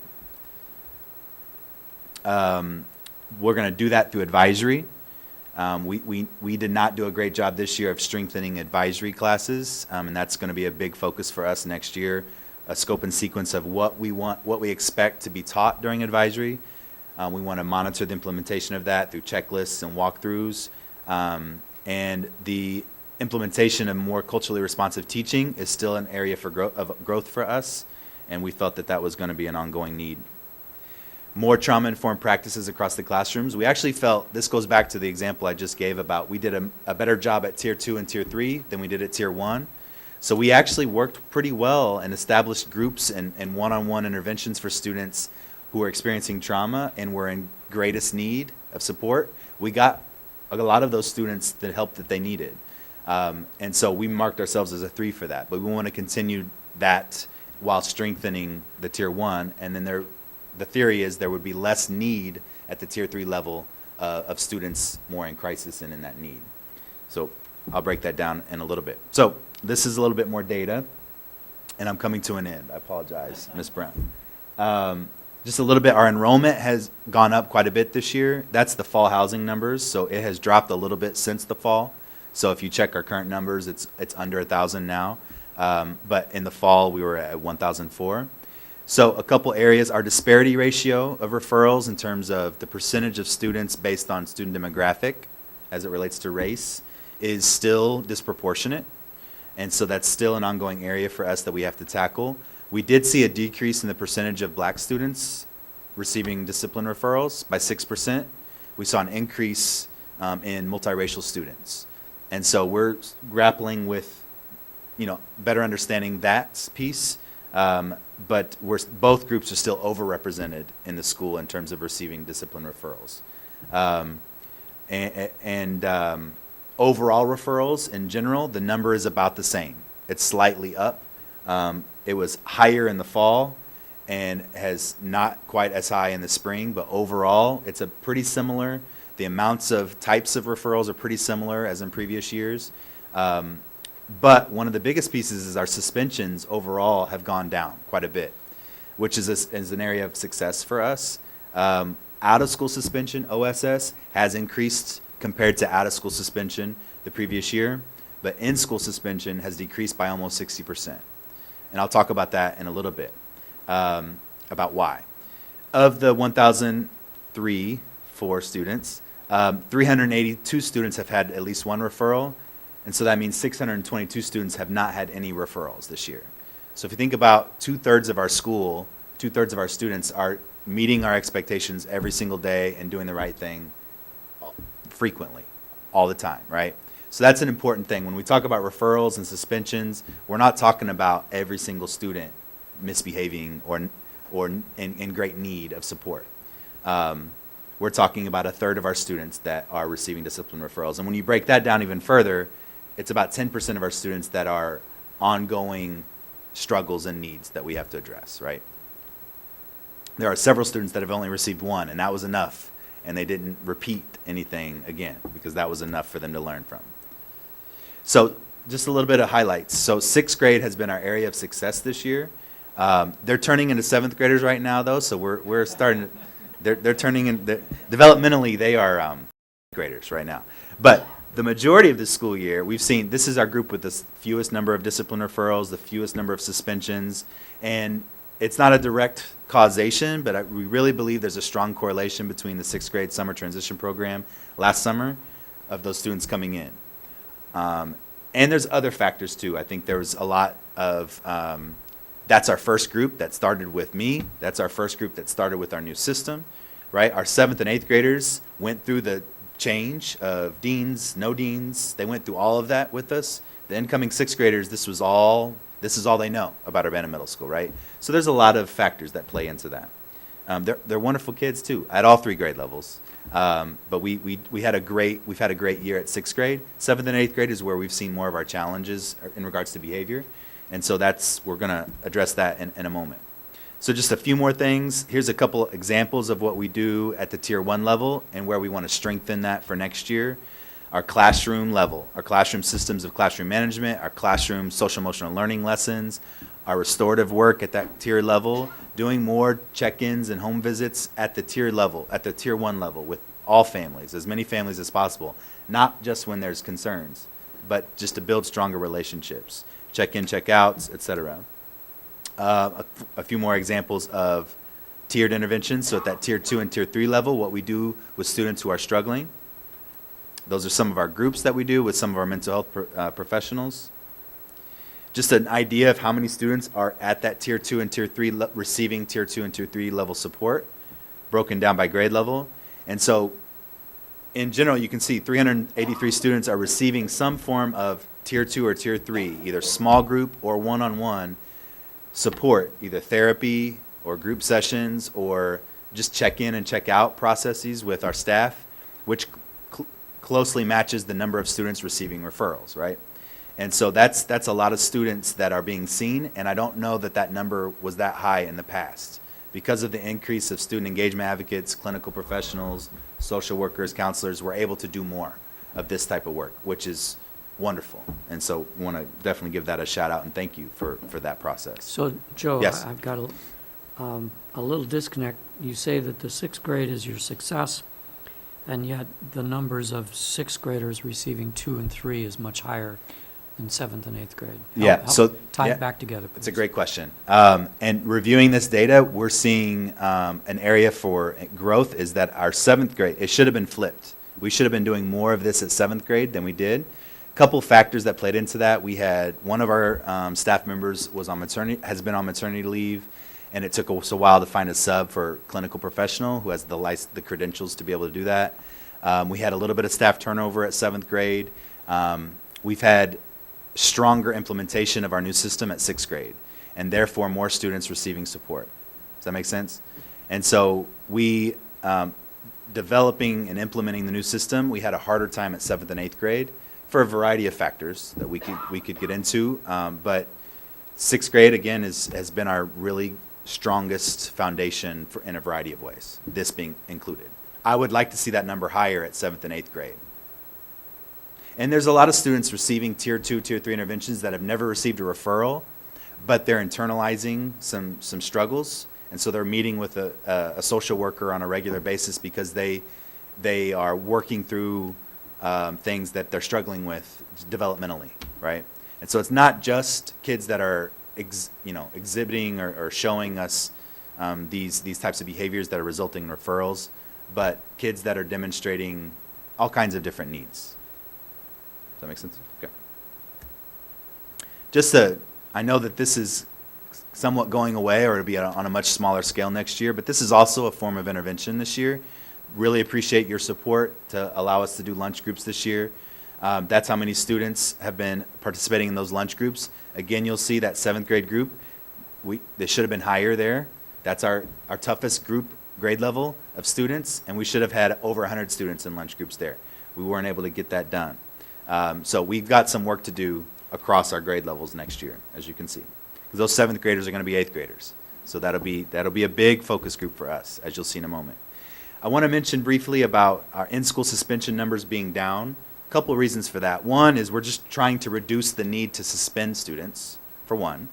But also, and we're trying to do more restorative work with students instead of just suspensions or just leading to suspensions. But in the in-school suspension space, which we call Restore You, we are doing more restorative practices and self-reflection activities in that classroom when they're there, and therefore we are intentionally having fewer students in there to be more effective with them when they're there, right? So if you have 20 students in school suspension at one time, it's really hard for a teacher to sit down and reflect about what happened and why they're there when there's 20 students versus 5. And so we're really trying to be more intentional with that as an intervention and not just a consequence. But it's a consequence that's tied to an intervention. And so that's why, that's a combination of things. We're doing less in-school suspension than in the past, but we're using it differently as well. Okay, some summer plans, and then we'll be done. So we've got a lot of professional development that we're planning for the summer through our Illinois Empower grant money. So we're going to pay a lot of people to come together and work on our system and our MTSS system, strengthening our restorative practices, and really focusing on math and English language arts. Curriculum writing is broadly listed there because we are increasing the amount of electives offered next year. So we have, in order to do that, we need to write some curriculum and be prepared in the fall for students to have more options. One of the things that is really important to me and to our school, this was across our entire staff, was engagement. We really want to focus on engagement of students at the proactive level, and we think we can hook them more with more elective options and build stronger relationships with teachers and school when they're really excited about a class, not just math, language arts, science, and social studies, but taking a class around, one of our elective classes is expanding our film studies options, for example, expanding our courses in, a new class is literally called Mindfulness and Self-Care, and teaching students how to be more mindful and what that means during the day. And just really trying to expand the amount of options and reduce the number of kids in each elective. What happens is some electives get up as high as 30, and it becomes hard to teach an elective class with 30 students. Any class with 30 students is challenging. Other summer options, transition programs. So we have our 5th to 6th grade program that will be continuing, which we're excited about. We're having 5th graders come over this week, so I've met with 2 schools already, and they're really excited. I can't wait for next year to be with those 6th graders. But we have that summer program. We're also developed a new one this year for 7th graders moving into 8th grade. As I mentioned, that group that we're struggling with, very similar to what they presented earlier, but during the day. And we're targeting about 30 students that are currently in 7th grade that are struggling, that have they're the most at-risk students for being suspended and receiving discipline referrals. They've had either multiple fights or multiple referrals for defiance, disrespect, etc. We're going to target them and really try to build them up as leaders and get them engaged in school this summer to come back in the fall and be ready to be 8th graders, right? And then we also have the 8th to 9th grade transition programs that are happening as well. So really excited about those. That summer loss that they mentioned earlier is real, and so we really want to capitalize on these programs. We also have our other summer school programs that we've always had as well, but these are targeting specific students for improvement. So a couple highlights. Oh, I do have a couple more slides. I'm going fast. We saw a large increase in restorative chats and circles than ever before because we have 3 restorative practices facilitators now instead of just 1, which is a huge win. We've seen an overall reduction in suspensions, which is also a highlight and a win. Our math program is really strengthening, and we're looking forward to continuing that work next year to get it even better. These are our focus areas for next year. That Tier 1 level is really important. Processes, procedures, trainings, classroom management, hallway behavior, et cetera, et cetera. Really holding staff and students accountable to what we expect and what we want Urbana Middle School to be. For too long, and for this year in particular, it's been settling, and we want to really raise the bar and improve. And so we have to hold each other accountable to that. And I don't mean that as being punitive or mean. I mean that like we need to be better. And so we're going to hold ourselves accountable to that. Implementation and consistency with advisory, strengthening our discipline referral process and that feedback loop to students and staff and families. Really focusing on our racial disparities as it relates to academics and discipline and behavior. Doing that through more auditing of what we're doing, looking at data, seeing the gaps where we see them, like we saw at 7th grade this year with our MTSS system, and really trying to initiate more of this culture of feedback for improvement. Accountability, I believe, comes through ongoing feedback and ongoing conversations, and so really trying to shift that practice. And a big one is the mental health piece, but the teacher and staff morale and retention is a big goal. We've seen lower morale in the past couple years, this year included, and retention is a concern of teachers. So that's going to be a focus ongoing as well. Thank you. I apologize. I took way too longer than I was expecting. So I will take questions at this point. Questions of Joe? This is important. I'm glad you took the time. Going back to something you mentioned earlier, you're talking about a need to increase culturally responsive teaching. I didn't really specify how that was going to be done. Is that just strictly professional development? Are you talking about coursework planning? Or, what can you tell us? Mainly through professional development is what we've talked a lot about, but I think also when we talk about equity audits, that's a process that can be done in terms of auditing our curriculum, auditing our classes, auditing instruction, auditing our approach to as basic as our conversations with students and families, and making sure that we're being responsive to all students and families. And so I think that comes through this culture of feedback for improvement, because we can do things that are very non-responsive and not even realize it, but really trying to hold each other accountable to that will be important. So it's all those facets, but the PD piece will be like the ongoing Monday staff development opportunities will definitely be a big focus there. Yep. I'm sorry, I didn't see Yeah, it. go You ahead. want to go ahead? Just two questions unrelated to each other, but the summer professional development topics that you outlined, are teachers, is that a voluntary participation, summer professional development? Yeah, and we're finalizing dates before we send it out, but it will be, teachers can volunteer to sign up, but there's money tied to the Illinois school improvement money, So they- Illinois Empower, and so they'd be able to be paid Which for their I'm sure time. So it's increases- volunteer to come, but not volunteer work, Gotcha. if that makes sense. Okay. Yeah. And home visits, you talked about home visits. What is the policy with home visits to the middle school? Is There a- really isn't Oh. one that's followed or implemented very well. Mhm. I personally want to do more home visits as a principal. And so I'm really thinking through how we can do that more on a systematic level, Mhm. not just when there's issues, but Mhm. as a form of building relationships Okay. at that tier 1 level. So, Okay. so I'm looking at that policy Okay. to see Seems what like that could be. A really good thing. And thank you for a good presentation. Maybe you could send those slides to us, you know, Sure. 'cause you It's a lot. provided a lot of information, Yes. so I appreciate it. I try not to be too data heavy, but There's I a can hard provide copy. more No, data as no, well. no. There's a hard copy at you. What, Please. okay, not at mine, maybe I didn't pick up the right thing. Okay. Thank you. There are some up front as well. Gotcha. Yeah. Thank you, Joe. Mhm. And you emailed it to us. Okay, must have come after I left. Thank you. So you kind of touched on the summer transition program, and I remember you sitting here last year and telling us about it. Yes. And we said, we can't wait to hear how it went and come back next year, so I'm really pleased to know that it's growing and Yes. it's getting stronger. Yep. Fantastic. Please remind me where we're at with the dual language kids. Have they Mhm. already started 6th grade now, the ones who started with the very beginning of the program? Yes, I should have included that in this No, presentation. no. I I'm couldn't like, remember I'm a if you dual told language. us this, so I was just wondering how I they're, helped how with they've dual done. language. They are 7th graders. They're going to Yeah, be 8th okay. graders next year. Okay. The very first group of the group that started as 1st graders back in 2012. Yeah, yeah. They're 7th graders right now. Right. And they're still in the program at a 90% rate or higher of continued participation. Wow. And some of those students are moving in terms of moving into 8th grade. We have not offered the entire dual language program at 8th grade in the Mhm. past because we haven't had the need. Mhm. And so we have students asking, is it still continuing and what else can we offer? And we're considering adding health in Spanish as a dual language health.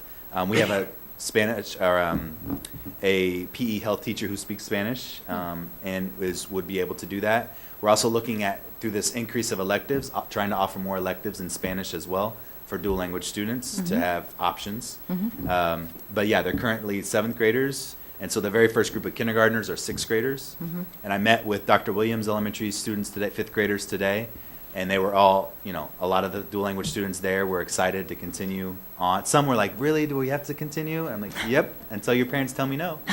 And all of their parents are like, oh, they're continuing, right?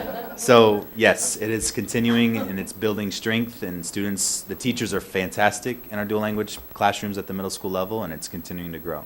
That's wonderful. And so I'm assuming that in the years to come, we'll be having this conversation about the French French, kids yes. eventually. And is it gonna, does it stop at middle school? Or are we gonna, I know Dolores is standing behind there, so I'm sorry to put you on the spot, but I mean, are we thinking already about high school too? We currently offer a couple options already for, like, we're already ready in some regards for the 7th grade group. Mhm. We need to expand it. So we had, about 3 years ago, we initiated a Spanish literacy class for freshmen Mhm. and sophomores. Mhm. And then it can build into the AP Spanish track for Spanish foreign language. But Mhm. when you get to the AP Spanish, it can be anyone taking that class. Mhm. And so our goal is to build more options for AP offerings in Spanish. There Right. are 2 different Spanish classes that you can take for AP credit. We only offer one currently at Urbana High School, but a future conversation will be adding a second one. And just offering more options as well in Spanish like we're doing at the middle school and elementary level. So. Wonderful. But 7th grade parents are asking me now Yeah. for yeah. what's high school look like. So. Yeah, yeah. Well, thank you. That's absolutely wonderful. Mhm. Thank And you. I'm assuming the DL program figured into your meets or exceeds Yes. with the ELL population. Yes, yes. As I mentioned, that former ELL, those are a lot of our dual language students, and a lot of students from King as well that have continued. They reached English proficiency around 4th, 5th grade, and now they're meeting expectations in reading and math. at, 60% of them or higher, which is, double the expectation according to the state, so. I mean, this is something that I think I would love to see Urbana on the map, like nationwide, for these kind of scores and this kind of success story. I'm so proud of it, so thank you Definitely. again Yep. for bringing it to us. Thank you. Thank you. Anything else for Dr. Wehmelt? Thank you. My last comment is we appreciate your support. It's been, a challenging year at UMS, and I just want to say I love what I'm doing, and I love the middle school, and I can't wait to continue to see it get better and better each year. So thank you for that. So. And I appreciate that you brought back measurable goals Measurable and progress goals, yes. towards them. I'm not sure what yours. Okay. So the high school is up next? This was up next.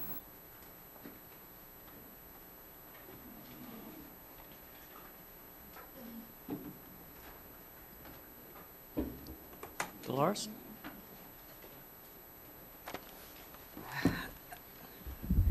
Good evening.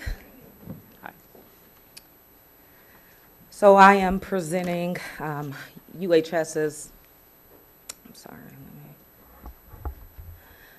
overview of our school improvement goals and our progress, giving you some academic behavior, social and emotional data, and also looking forward to our 2019-20 focus areas. And of course, you can ask questions throughout this presentation. So wanted to give you some baseline data. This is based on the school report card from 2017, 2018. Just some SAT data. Right now for math, we're at 22% of the students who are usually our juniors who take the SAT who are proficient. ELA is 32%. We have freshmen on track at 82.5%, graduation rates at 80%, attendance at 90%. So this was the baseline data that really guided the creation of the school improvement goals for this year and also last year as well. Specifically, the goals was to increase our academic achievement with an explicit focus on racial equity, especially for our marginalized students, and also looking at our multi-tiered system of support, ensuring that we focus not only on that racial equity piece, but the culture of responsive teaching, mental health, and restorative practice.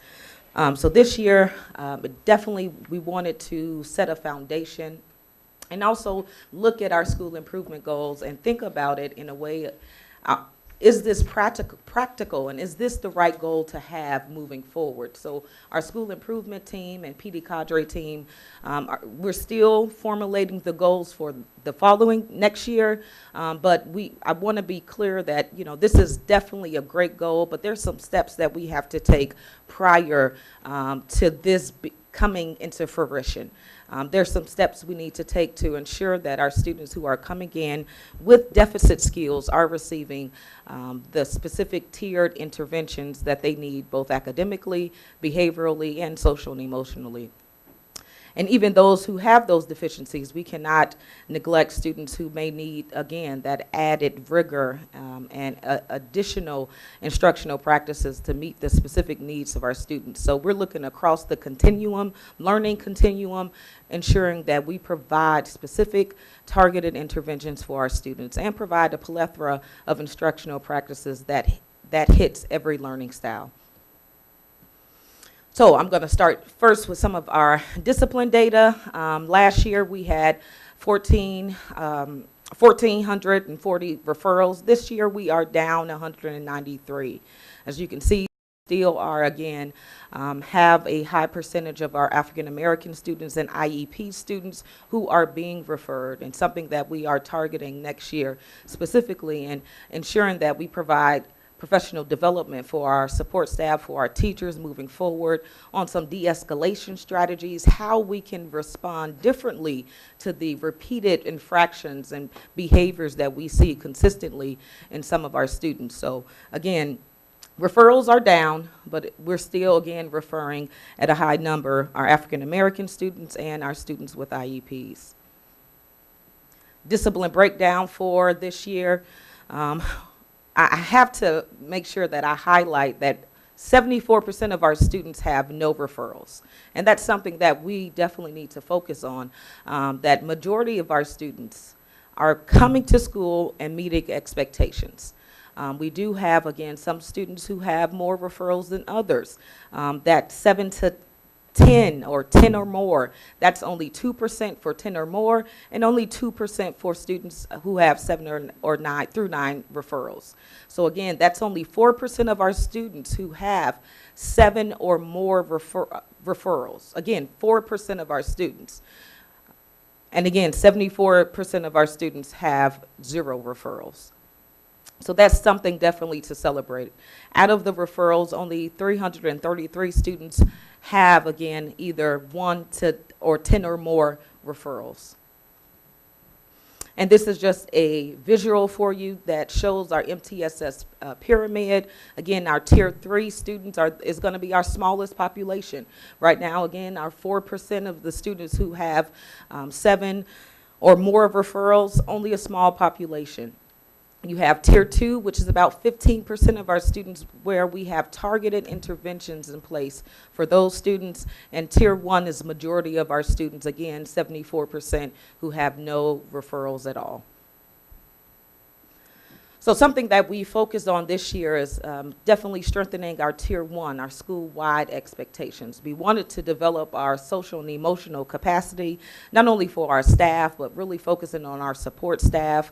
With the newly created positions, it was important that we build capacity for those support staff members to apply, again, specific targeted strategies and interventions to help students really navigate through the building. We make sure that we have classroom management systems in place. Each classroom has a classroom management plan that was followed. We teach and we reteach expectations at the tier 1 level. Again, this is that universal interventions that students receive, what the whole school receive. And that can be done, again, in the classroom. We have grade level assemblies that we teach and reteach expectations. Within the classroom, we administer classroom interventions to the entire classroom and facilitate academic circles, facilitate classroom circles. Parent contacts, behavior documentation. Again, this is what all teachers do, all of our support staff, all of our SIs do at a tier 1 level. And moving forward, we can always improve upon our tier 1 not only teaching, but also strengthening the capacity for our teachers to apply those tier 1 strategies on a consistent basis. But our goal with tier 1 is to reduce the problem behaviors. Tier 2 interventions included, tier 2 and tier 3 interventions included restorative questions, responsive circles, those restorative practices. Again, some of that professional development that we have planned in the summer is directly correlated to strengthening our tier 2 and our tier 3 interventions, making sure that students receive anger management. Our clinical professionals did a great job in making sure that they had a caseload of students that they saw on a consistent basis. Our clinical professionals saw, that's Mrs. Anderson, Mr. Higgins, they saw a total of 67 kids on their caseload consistently. And that's a tier 3 intervention. They, again, taught students how to self-regulate, how to respond appropriately, how to manage their anger, and how to make decisions that would not cause even further repercussions and consequences. So again, that focus group, small percentage, but we gave them specific intensive interventions. And our clinical professionals, SEAs, did a great job at that. So looking toward the future, some of the changes that was discussed and we've talked about, and we took a collaborative approach. Many of our staff meetings, we discussed some of the changes before implementing anything. We created, based off the problem-solving team that the district helped coordinate. We looked at specific entities within our building that we can strengthen. So our discipline process, how can our SEAs, our SIs help with making sure that those students who are repeat offenders receive, again, targeted intervention. So our discipline committee looked at our discipline process, making sure we have clear expectations, clear procedures, and able to articulate that to teachers before the end of the school year. Our PD cadre, along with the discipline committee, looked at also our student handbook and look at some changes that, again, don't punish students, but provide a more student-centered approach to allow students to still be successful. Our PTSA was involved in the discipline committee and looking at our student handbook. I attended the last PTSA meeting in April where we talked about some of our handbook specifics within the handbook, and we looked at how can we again strengthen our students to be successful. We have a student committee who's also looking at some of the handbook changes. So this is a collaborative approach. It's not just one person making the decision, but taking feedback from all stakeholders and making a sound decision based on data, based on our surveys that our parents, our teachers, and our students has taken, I believe, in March and April. So again, everything that we're implementing, everything that we're looking at changing, it was through a collaborative approach. So some of the focus areas for next school year is really looking at eliminating homeroom. Homeroom is 9 minutes. I'm not sure if everybody understands the purpose of homeroom and why the intended purpose. Homeroom was intended to help with some of our late buses that were coming in the morning, and that really is not, that's not a problem now. So I would like to implement more instructional time, first hour, to allow again for that transitioning and beginning of the day. Still give announcements, but again, eliminating that time where students start their day roaming and not starting their day on a positive note. So that elimination of homeroom is definitely to provide more additional instructional time. We have academic tier 2 supports in math and EOLA. We're looking at targeting our 9th graders. As you saw in the first slide, our freshman on track is 82.5. It is my goal to increase that every year, at least by 85% next year. 90 the following year is my ultimate goal, to ensure that our graduation rates increase. If we can really catch our freshmen and make sure that they receive the adequate skills, the adequate grades to go to the next level, sophomore credits, that will again naturally increase our graduation rates. Right now we're looking at a universal screener. Everything is targeting our 9th graders. The district already use Ames Web, so we'll be looking at to screen our 9th graders 3 times a year so we can show growth. Right now there's no tool outside of the standardized testing that we have from the state that really show growth for the high school. Yes, we have some assessments in the classroom, but universally, how can we see growth in some of our students and those who are not meeting our grade level expectations? What supports do we have in place? So we're looking at providing tier 2 classes, tier 2 supports in math and EOLA. I've also asked the board and the district for a reading interventionist to help with the EOLA tier 2 supports. Again, I really want to switch and shift the conversations from all the behaviors to now looking at what can we do academically. Now, our summative designation from the state is commendable this year, but with the changes in the calculation of that designation, those designations in the coming years may change. So I don't want to wait for a mandate from a state to now apply some changes to our academic structure. I don't have to wait for a mandate from the state. I want to, again, start with some of our tier 2 supports academically to help some students who come in already at least 2 grade levels below. So we've been working with the middle school, really working on our incoming 9th grade population. We have a list of students who's already receiving tier 2 academic support in both reading and math, and targeting those students from day one to ensure that there's a continuum of learning and continuum of supports, not only at the middle school, but moving to the high school as well. So again, shifting to more of an academic focus.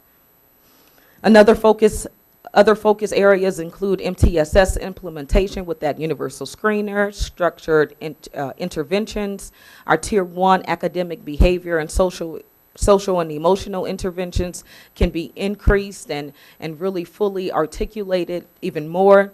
Approving our structure of our 9th and 10th grade study support. Right now, 9th and 10th graders receive 25 minutes of study support during their lunchtime. So really making sure we go back to the intent in which it was created. And that's again to provide some more structure for our 9th and 10th graders so they are successful and have a successful 4 years. But we definitely have to lay that foundation consistently and provide those structures in place. So it's my goal to meet with the 9th and 10th grade study support teachers and really make sure that we have planned curriculum and not really curriculum, but planned themes for that class to really help structure that support to ensure that students are attending and not just another time for students to roam, but really want to go back, want to go to class and want to be engaged, but we have to create that structure as well.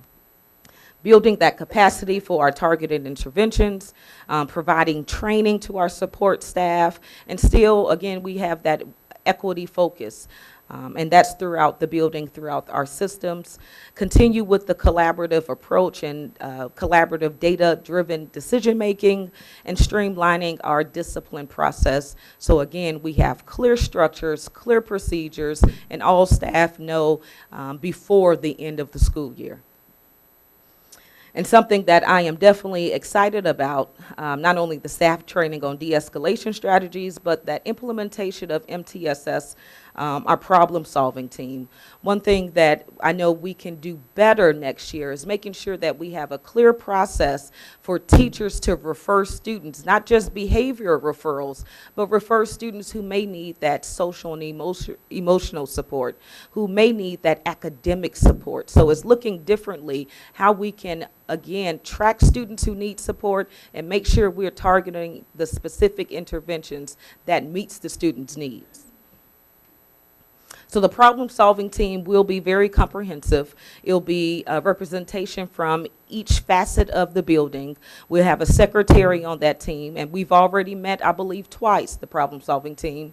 We'll have a school counselor, an instructional coach, an SRS, a SI, an SCA, of course, the administrators, attendant secretary, but we want to make sure that we are problem solving and discussing specific students to ensure, again, that we are targeting the behaviors and attaching the appropriate interventions.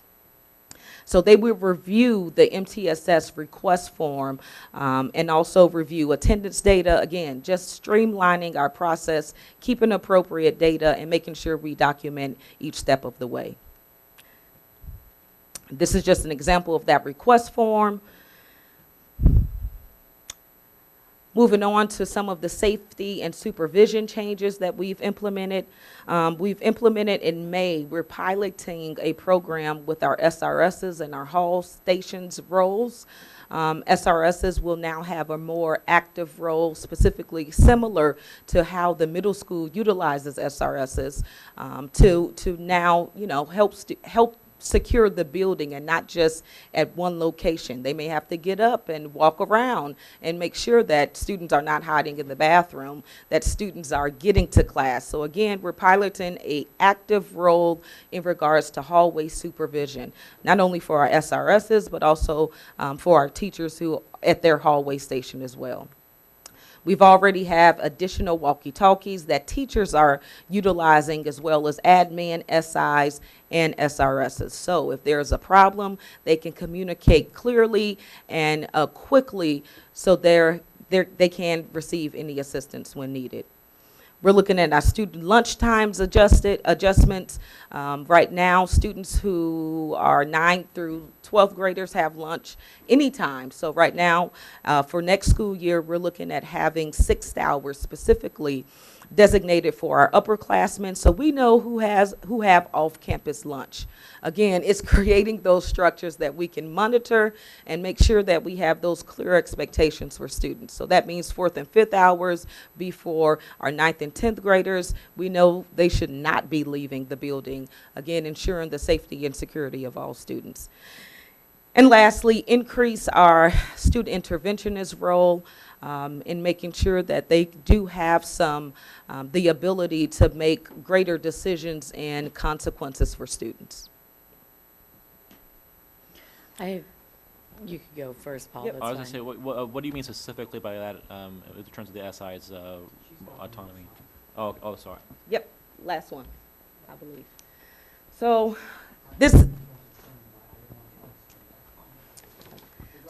this is our professional development schedule for this summer. I know one of the concerns was not allowing time to train support staff and staff members for the restorative practices, and none of this is all voluntarily.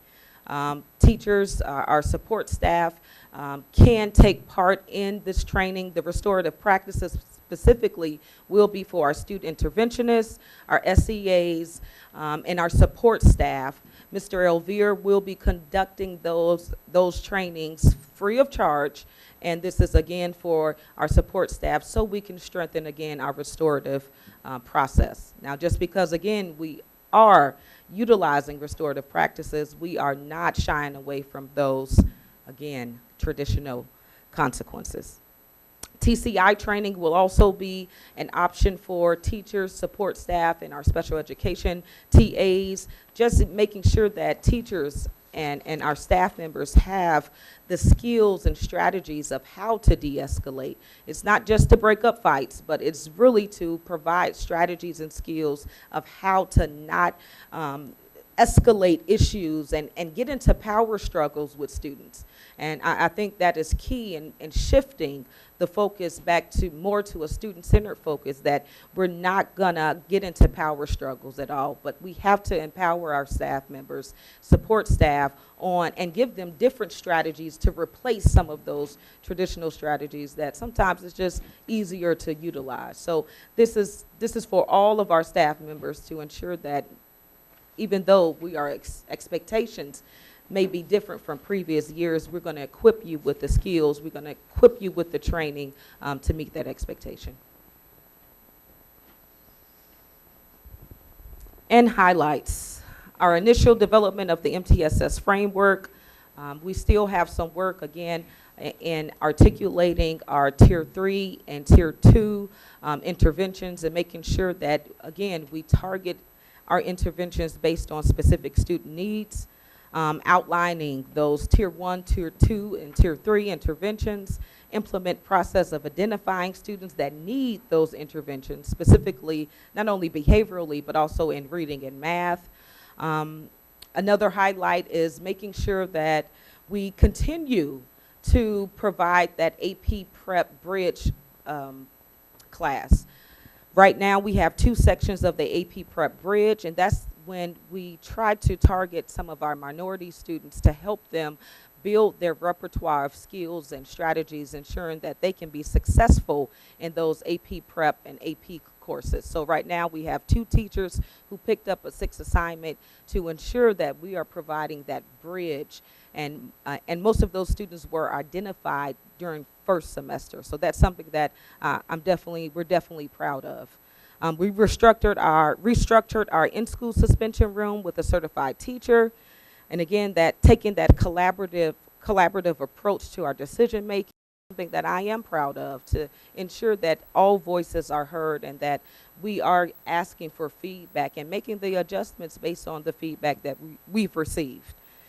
And in addition, we're definitely proud of the collaboration that we've had with outside agencies, with the university, with Parkland College, taking part of the Principal Scholar Program, Upward Bound Program. Definitely want to continue with those agencies and just strengthen not only our MTSS process, but strengthen our opportunities that our students can have.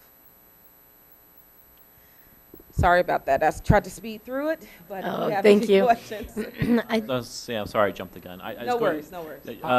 Can we turn the lights back on now? Thanks for a great presentation, but you mentioned that the SIs will be given more autonomy or more, I guess a little more specifics on what consequences they'll be able to apply themselves. Well, I'm looking more to providing them with more flexibility and making sure that we all are on the same page in handing down consequence. One thing that grade level showed me that sometimes we work in isolation, and that wasn't my goal in going to grade level. So we will be going back to the alpha distribution for next year. So SIs will be in an alpha slice, and also our counselors. So we're going back to that, which allowed them some flexibility of working with not just one grade level, but throughout the grade levels, and building that capacity and building those relationships with just not one grade level. I just had a couple of quick questions for you. I also agree, I enjoyed your presentation a lot. Thank you. I know when my children were in high school, I'm really kind of surprised about the elimination of homeroom, because not all students have homeroom at the beginning of the day. I had a student who was an athlete. That was when they did their homework.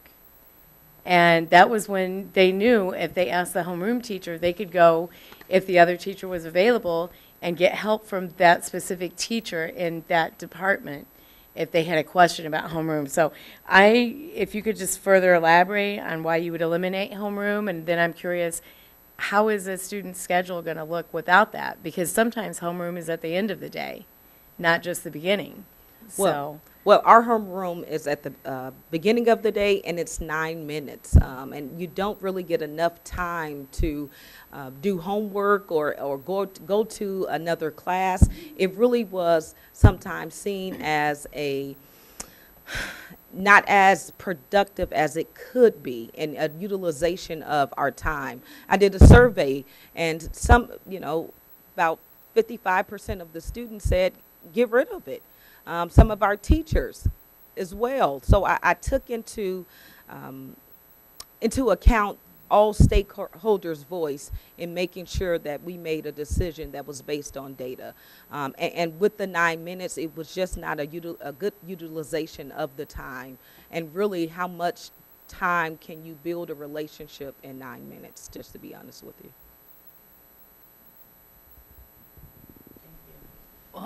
I'd like to continue to question that, though. What will they do instead? And how will you get them, I mean, it's not just for doing homework, but how will you get them to focus, calm themselves down from coming in from all over the place? And, that first hour, then I'm wondering how the first period teachers are going to get those kids settled in and not lose classroom time. Definitely. High school students are resilient, and I believe that they will be able to really adapt to this change. I spoke to a lot of students, held a lot of small groups. With the sub shortage, I have been in homerooms myself. So before even eliminating that, I did some observations. I was in homeroom, and most of the time the students are looking down on their phone and not even speaking. Half of them, did they listen to the announcements? And this is it's nothing against homeroom, but I would like to utilize that time more to add more instructional time. We still can have the first 5 minutes for announcements and that refocus time. So I will set aside time in first hour to ensure that they do have that refocus time, maybe doing a mindfulness exercise. So there's still some conversations as to how teachers collectively can utilize that extra additional time, not only instructionally, but utilize it to help with some social and emotional learning and to ensure that students are not coming in rowdy. We rarely see that, and I'm just going to be honest, we rarely see that rowdiness when they first enter the building, but I don't foresee that being the problem within first hour. So the first hour, period then will be slightly longer. Indeed. Than the others. Indeed. And not every teacher is a first hour teacher. I mean, I know like with one of my kids, it's always orchestra, always first period. So that teacher is going to have that built into her class time, so. And to be honest with you, because of the limited space, we had so many teachers that were in the lecture hall for homeroom, or up in the library, or in odd places that is really not beneficial in, again, building that relationship. So adding that additional time back in the classroom will allow that additional time to build relationships. Again, we had 3 classes, 3 homerooms in the library. We have 2 in the lecture hall. Again, really not conducive with building that relationship as well. So it was a lot of factors that that I did take into account before collectively making that decision. I'm just sorry. Go ahead. Oh, I was just going to say, I'd really like to hear how it's going. Definitely. And if you'd report back to us and let us know what the kids are saying about it and the teachers are saying about it, and if they've come up with some creative things to do in that first 5-10 minutes of class, I'd love to hear about it. Thank you. I just had a couple of things. I heard you say earlier a lot that maybe I was misunderstood, but I thought you had talked a lot about how children were just roaming during that homeroom time and how students were late. If they have an extended time in a specific class, some students are still going to be late and they're going to be missing that time no matter what. My thinking about the student roaming is, I'm thinking, where are the hall monitors? Where are the other people at who need to ensure that these students are actually in the classrooms they need to be in? And I know during the morning it is difficult with everybody coming on campus at one time, but I don't know if you want to just add something to that. And don't quote me, I'm quoting some of the students who may feel like that homeroom doesn't matter, so they are not that engaged in getting to homeroom. So with a instructional class that is for credit and for their graduation requirement, will give them more incentive to get to class on time and less roaming compared to that that initial time at the beginning of the day with homeroom. They see it as, and again, don't quote me, I'm quoting kids, see it as somewhat not that important. So with first hour being an instructional class, right, a class that they need that incentive for them to get to class on time. Now, you will have some stragglers no matter what.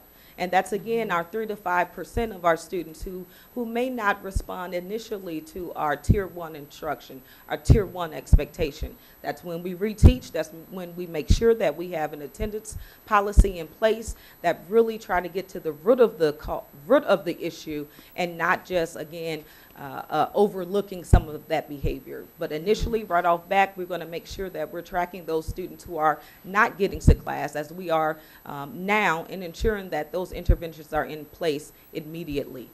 So you're going to extend the first hour class by 9 minutes?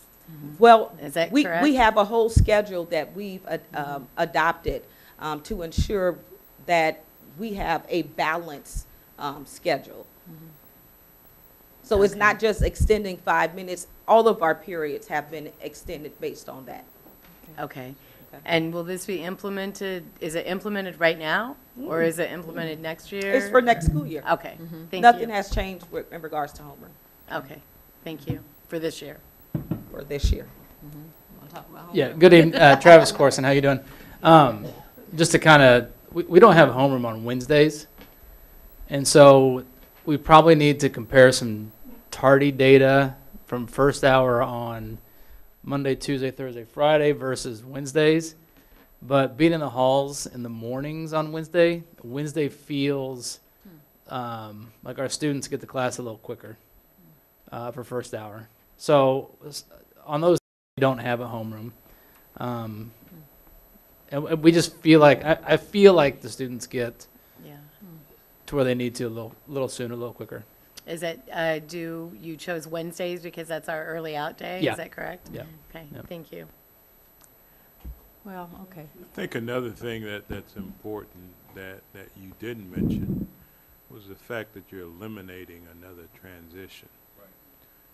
And having been a former high school teacher, I can certainly say eliminating another transition is important.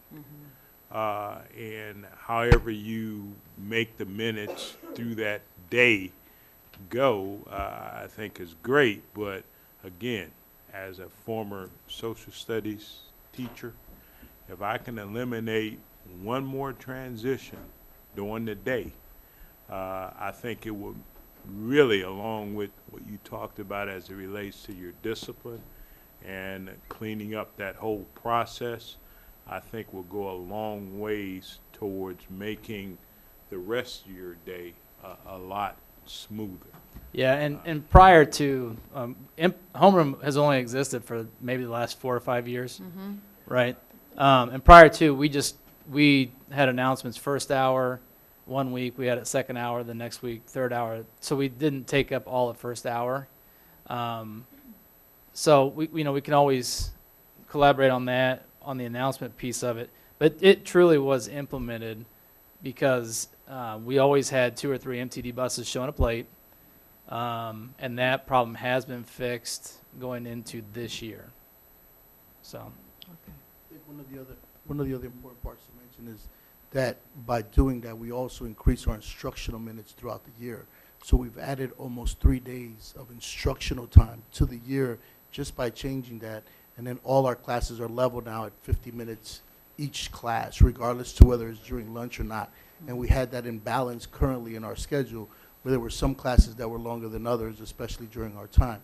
So now all our class periods are 50 minutes long, except for first period, which will be 55, because we've allowed for 5 minutes for announcements during that time. So it's given us a more balanced schedule, and it's increased our instructional minutes throughout the year for the whole school. So I think that that's very important to identify as well. Can you tell me on the counselor switch, is that switch back to what it was last year? And will those students, if that is the understanding, are those students going to go back to who they had previously, or will this be some students now having 3 different counselors over the last 3 years? Yes, we did not go back to what it was consistently from the previous year. We do want to make sure that all our SIs, our counselors, are building relationships with all students, right? So I just didn't want to say we're going right back to this alpha distribution that you had. And to be honest, we have 1 new counselor, possibly 2 new counselors.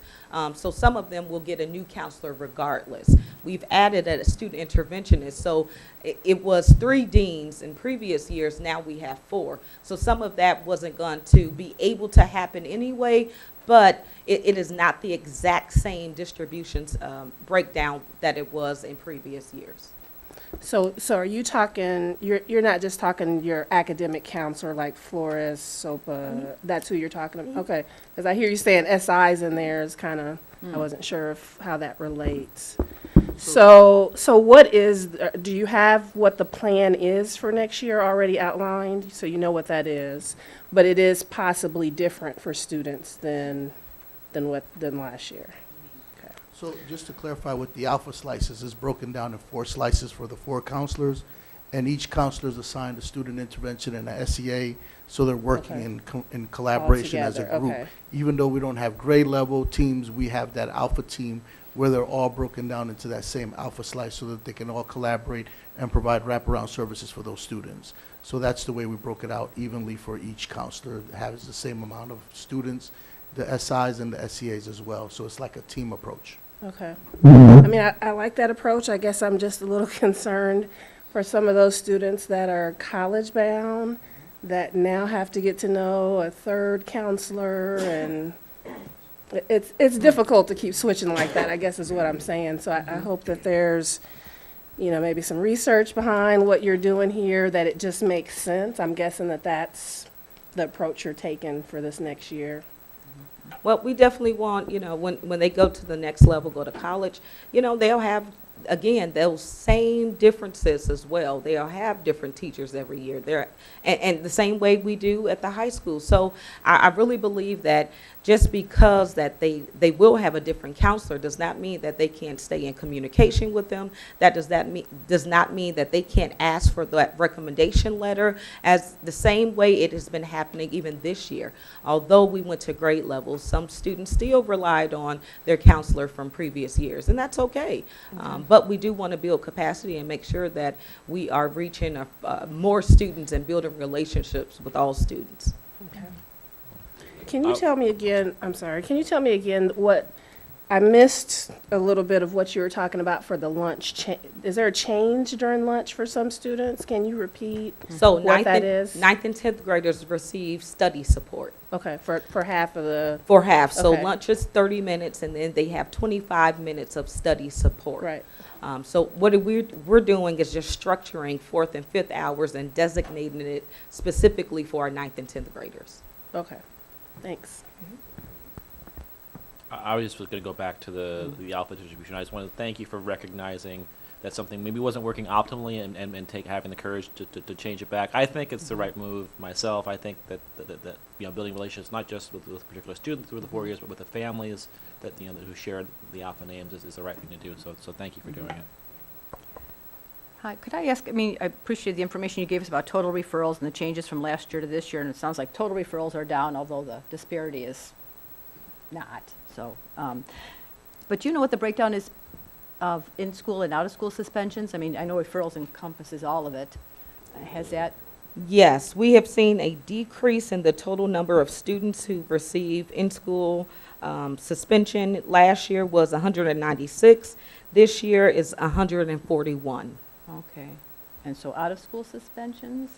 Out-of-school suspension, total numbers of students out-of-school suspension is 108 from last year, and we're at 94 this year. So those are all down. So the total, okay, gotcha. All right, that helps. But in all transparency, our total number of out-of-school suspension days have went up, and that was due to the issue or incident in February. Gotcha. Yes, right. So those Okay. days are increased from last year. Thank you. Okay, and just to add on to everyone's concerns about the elimination of the homeroom, I too share that concern. My understanding when we introduced it 4 or 5 years ago, and I didn't realize it was partly to accommodate variable bus schedules, it was introduced to us that it was a way to formulate a relationship.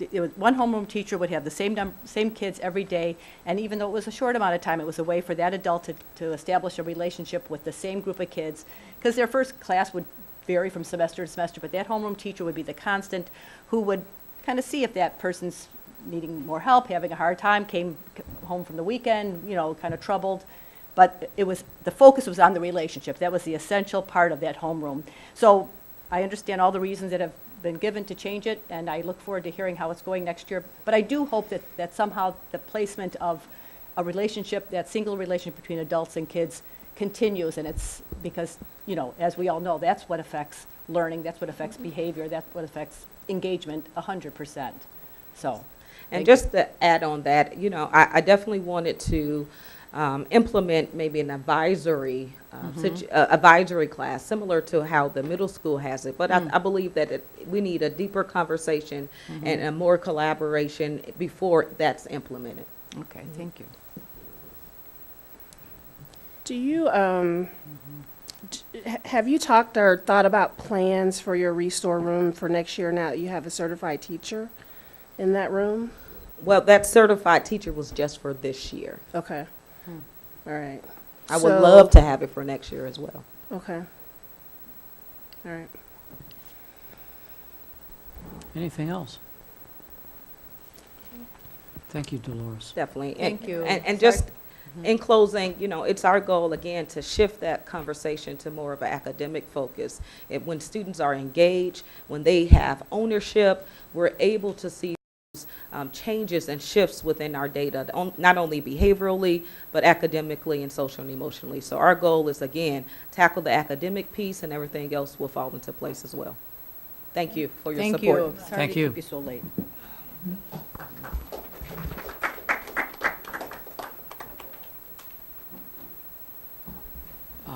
We're now at the point on our agenda for action items. And with the nature of the action items, I think we'll just leave them as individual. So the first of those are the various personnel items. I didn't, anything that you need to comment on? Nothing significant in the first one. All right. So a motion to approve the personnel items would be in order. So moved. Moved and seconded. All in favor, say aye. Aye. Those opposed, is that voice vote? That's roll call. Yeah, you got a Roll appointment call. on here too. Yeah. Ready? I'm sorry, roll call. Okay. Member Carter? Yes. Member Exum? Yes. Member Patton? Yes. Member Pulaski? Yes. Member Fisher votes yes. Vice President Hall? Yes. President Demmett? Yes. Sorry about that. It's always part of the consent agenda, which we do by roll call. Miss that. Next is our appointment of our Leal Elementary School principal. Gail? Yes, I'd like to introduce Miss Adriana Ochoa. Come on up, please. Please introduce you. She has 17 years worth of experience. She's currently a assistant principal at Dr. Williams Elementary School. She went through a nice long process, and I think we feel very fortunate to have her as principal of Leal Elementary School. So I don't know if you want to say anything.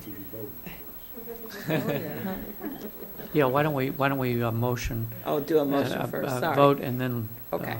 speak. Is there a action? Move approval of our new Leal Elementary School principal. Second. Moved and seconded. Roll call, please. Member Carter? Yes. Member Exum? Yes. Member Patton? Yes. Member Pulaski? Yes. Member Fisher votes yes. Vice President Hall? Yes. And President Demmett? Yes. Motion's approved. Now, Congratulations.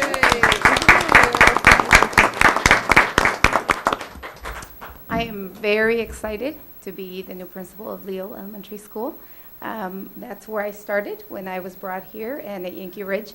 Now having 3 elementary schools in Urbana under my belt, I think I'm very, very excited to move forward with my new position, and I look forward to reestablishing those relationships with the students, the staff, and the families, and continue to strengthen those relationships with them. So I'm very excited. Thank you for the opportunity to all the staff that worked so hard on the interview process, the parents who came also very late at night, and to our administrative team for giving me this great opportunity. I'm very, very thankful to be in Urbana School District as my children, and I was listening to the presentations from the middle school and high school. Both go to Urbana Middle School and Urbana High School, so I'm very proud. Thank you. thank you. Thank you. Welcome. Congratulations.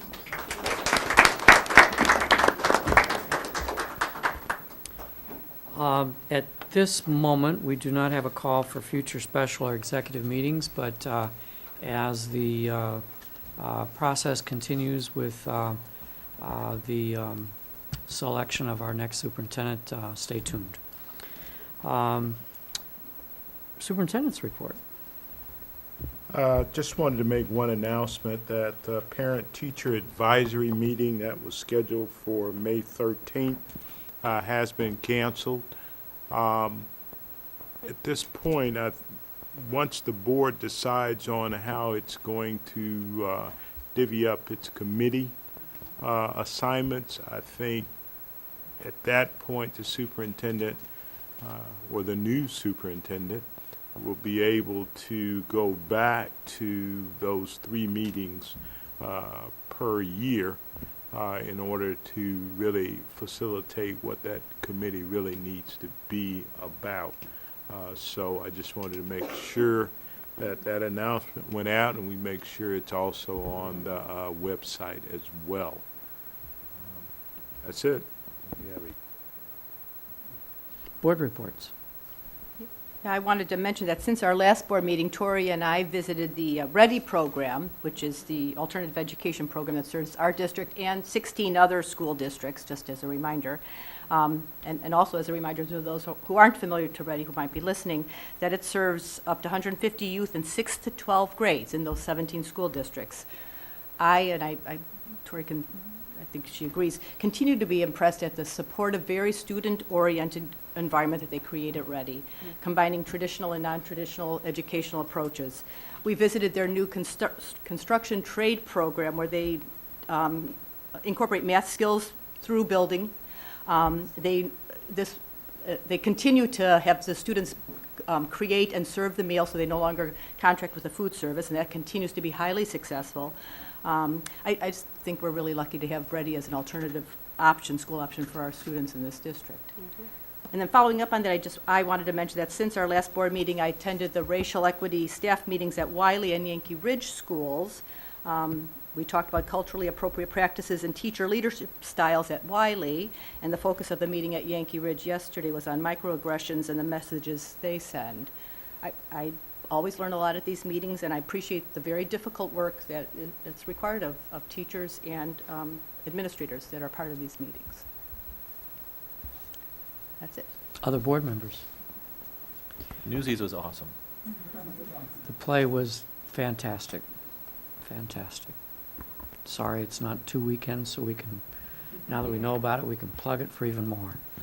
I think the articles in the paper about the current bidding environment and the lack of available labor in various construction trades just drives home some of the points that you were raising about how we need to be paying attention to the fact that there's some fantastic professional opportunities, extremely well paid, without student debt, that are available, and if we need just to make sure that we're doing things to let our high school students understand that there's some options out there that don't involve moving away. So, is that it for board reports? Then I would like to remind us that we do have an exec session this evening for the appointment, employment, compensation, discipline, performance, or dismissal of specific employees of the district or legal counsel for the district, including hearing testimony on a complaint lodged against an employee or against legal counsel for the district to determine its validity. That is the section of the state law under which we are convening our closed meeting. Is there a motion to adjourn? There will be no action afterwards. Is there a motion to adjourn to closed session? So moved. Moved and seconded. Roll call, please. Member Carter? Yes. Member Exum? Yes. Member Patton? Yes. Member Pulaski? Yes. Member Fisher votes yes. Vice President Hall? Yes. President Demmett? Yes, motion is approved. So we're adjourned from the public portion of our meeting.